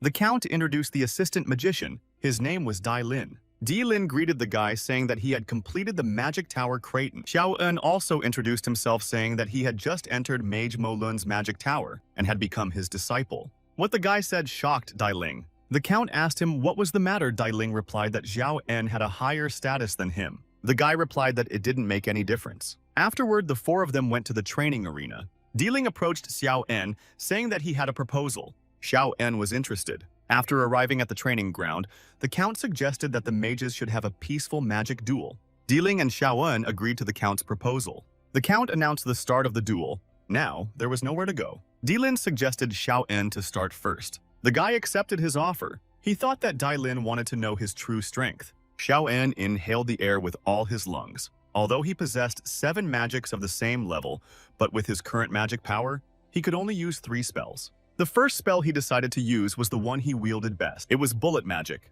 With an accurate shot, he shattered the dummy into splinters. Stockton's knight was filled with hope. He saw that the guy had practiced his bullet magic well. Di Ling, seeing the guy's spell, hesitated. He asked the guy if he had really only studied magic for a year. The guy replied that it was exactly a year and no more. Xiao En suggested to Di Lin to demonstrate his skills. Dai Ling pointed his finger towards the dummy. Then, he applied magic into the wind sword. A huge wave of wind headed towards the mannequin. The count and the knight were discouraged by what they saw. The guy thought for a moment. If we only take strength into consideration, it is definitely stronger. The wind sword magic has a stronger power than the bullet magic. But bullet magic is an instant magic attack, while wind sword magic takes a few seconds to release. If it was a magic duel, Xiao En would definitely win. The guy wondered what Dai Lin thought about this. Di Lin replied that there was a draw in this round. He asked Xiao En if he agreed with his opinion. The guy didn't even doubt that Dai Lin wouldn't even recognize reality, but he decided to agree to a draw. The two magicians decided to have another round. This time, Di Ling volunteered to be the first to start. He pointed his hands towards the dummy. On his palms, magic power began to accumulate. After a couple seconds, the dummy burst into flames. The knight and the count were once again surprised by Dai Lin's abilities. Di Lin eagerly waited for Xiao En's response to his flame magic. Xiao En praised Di Lin's abilities, saying that he was indeed strong. Xiao En pointed his hand towards the dummy. His hand was firm and there was confidence in his eyes. After a moment, the dummy was completely covered in slime. Xiao En looked at Di Lin for a moment, then said that the effect of the spell was not as strong as he expected, then asked Dai Lin, what did he think about it? Di Lin couldn't believe that the guy had once again used an instant spell, and even long-range acid magic. Xiao En once again asked Dai Lin what he thought about the second round. Di Lin once again referred to a draw. Xiao En only laughed at him in response. The Stockton knight had hoped for the guy to the last. He was his last hope. The knight stared intently at the count. He didn't understand his intentions. After taking a little breather, the mages agreed to the third round. Xiao En warned Di Lin that his current mental magic power only allowed him to use 3 magic spells. If the third round was a draw, he would have to use a magic core to restore his mental magic power. Di Ling thanked the guy for being honest. The two magicians began to decide how they would determine the winner of the third round. Dai Lin pointed to a dummy surrounded by a magic shield. He explained that he had covered the dummy with a layer of magical protection. He allowed the guy to use the magic core to recover magic power. Then, Di Ling said that if within 3 magic spells, Xiao En could destroy the magic shield, it would be considered his victory over him.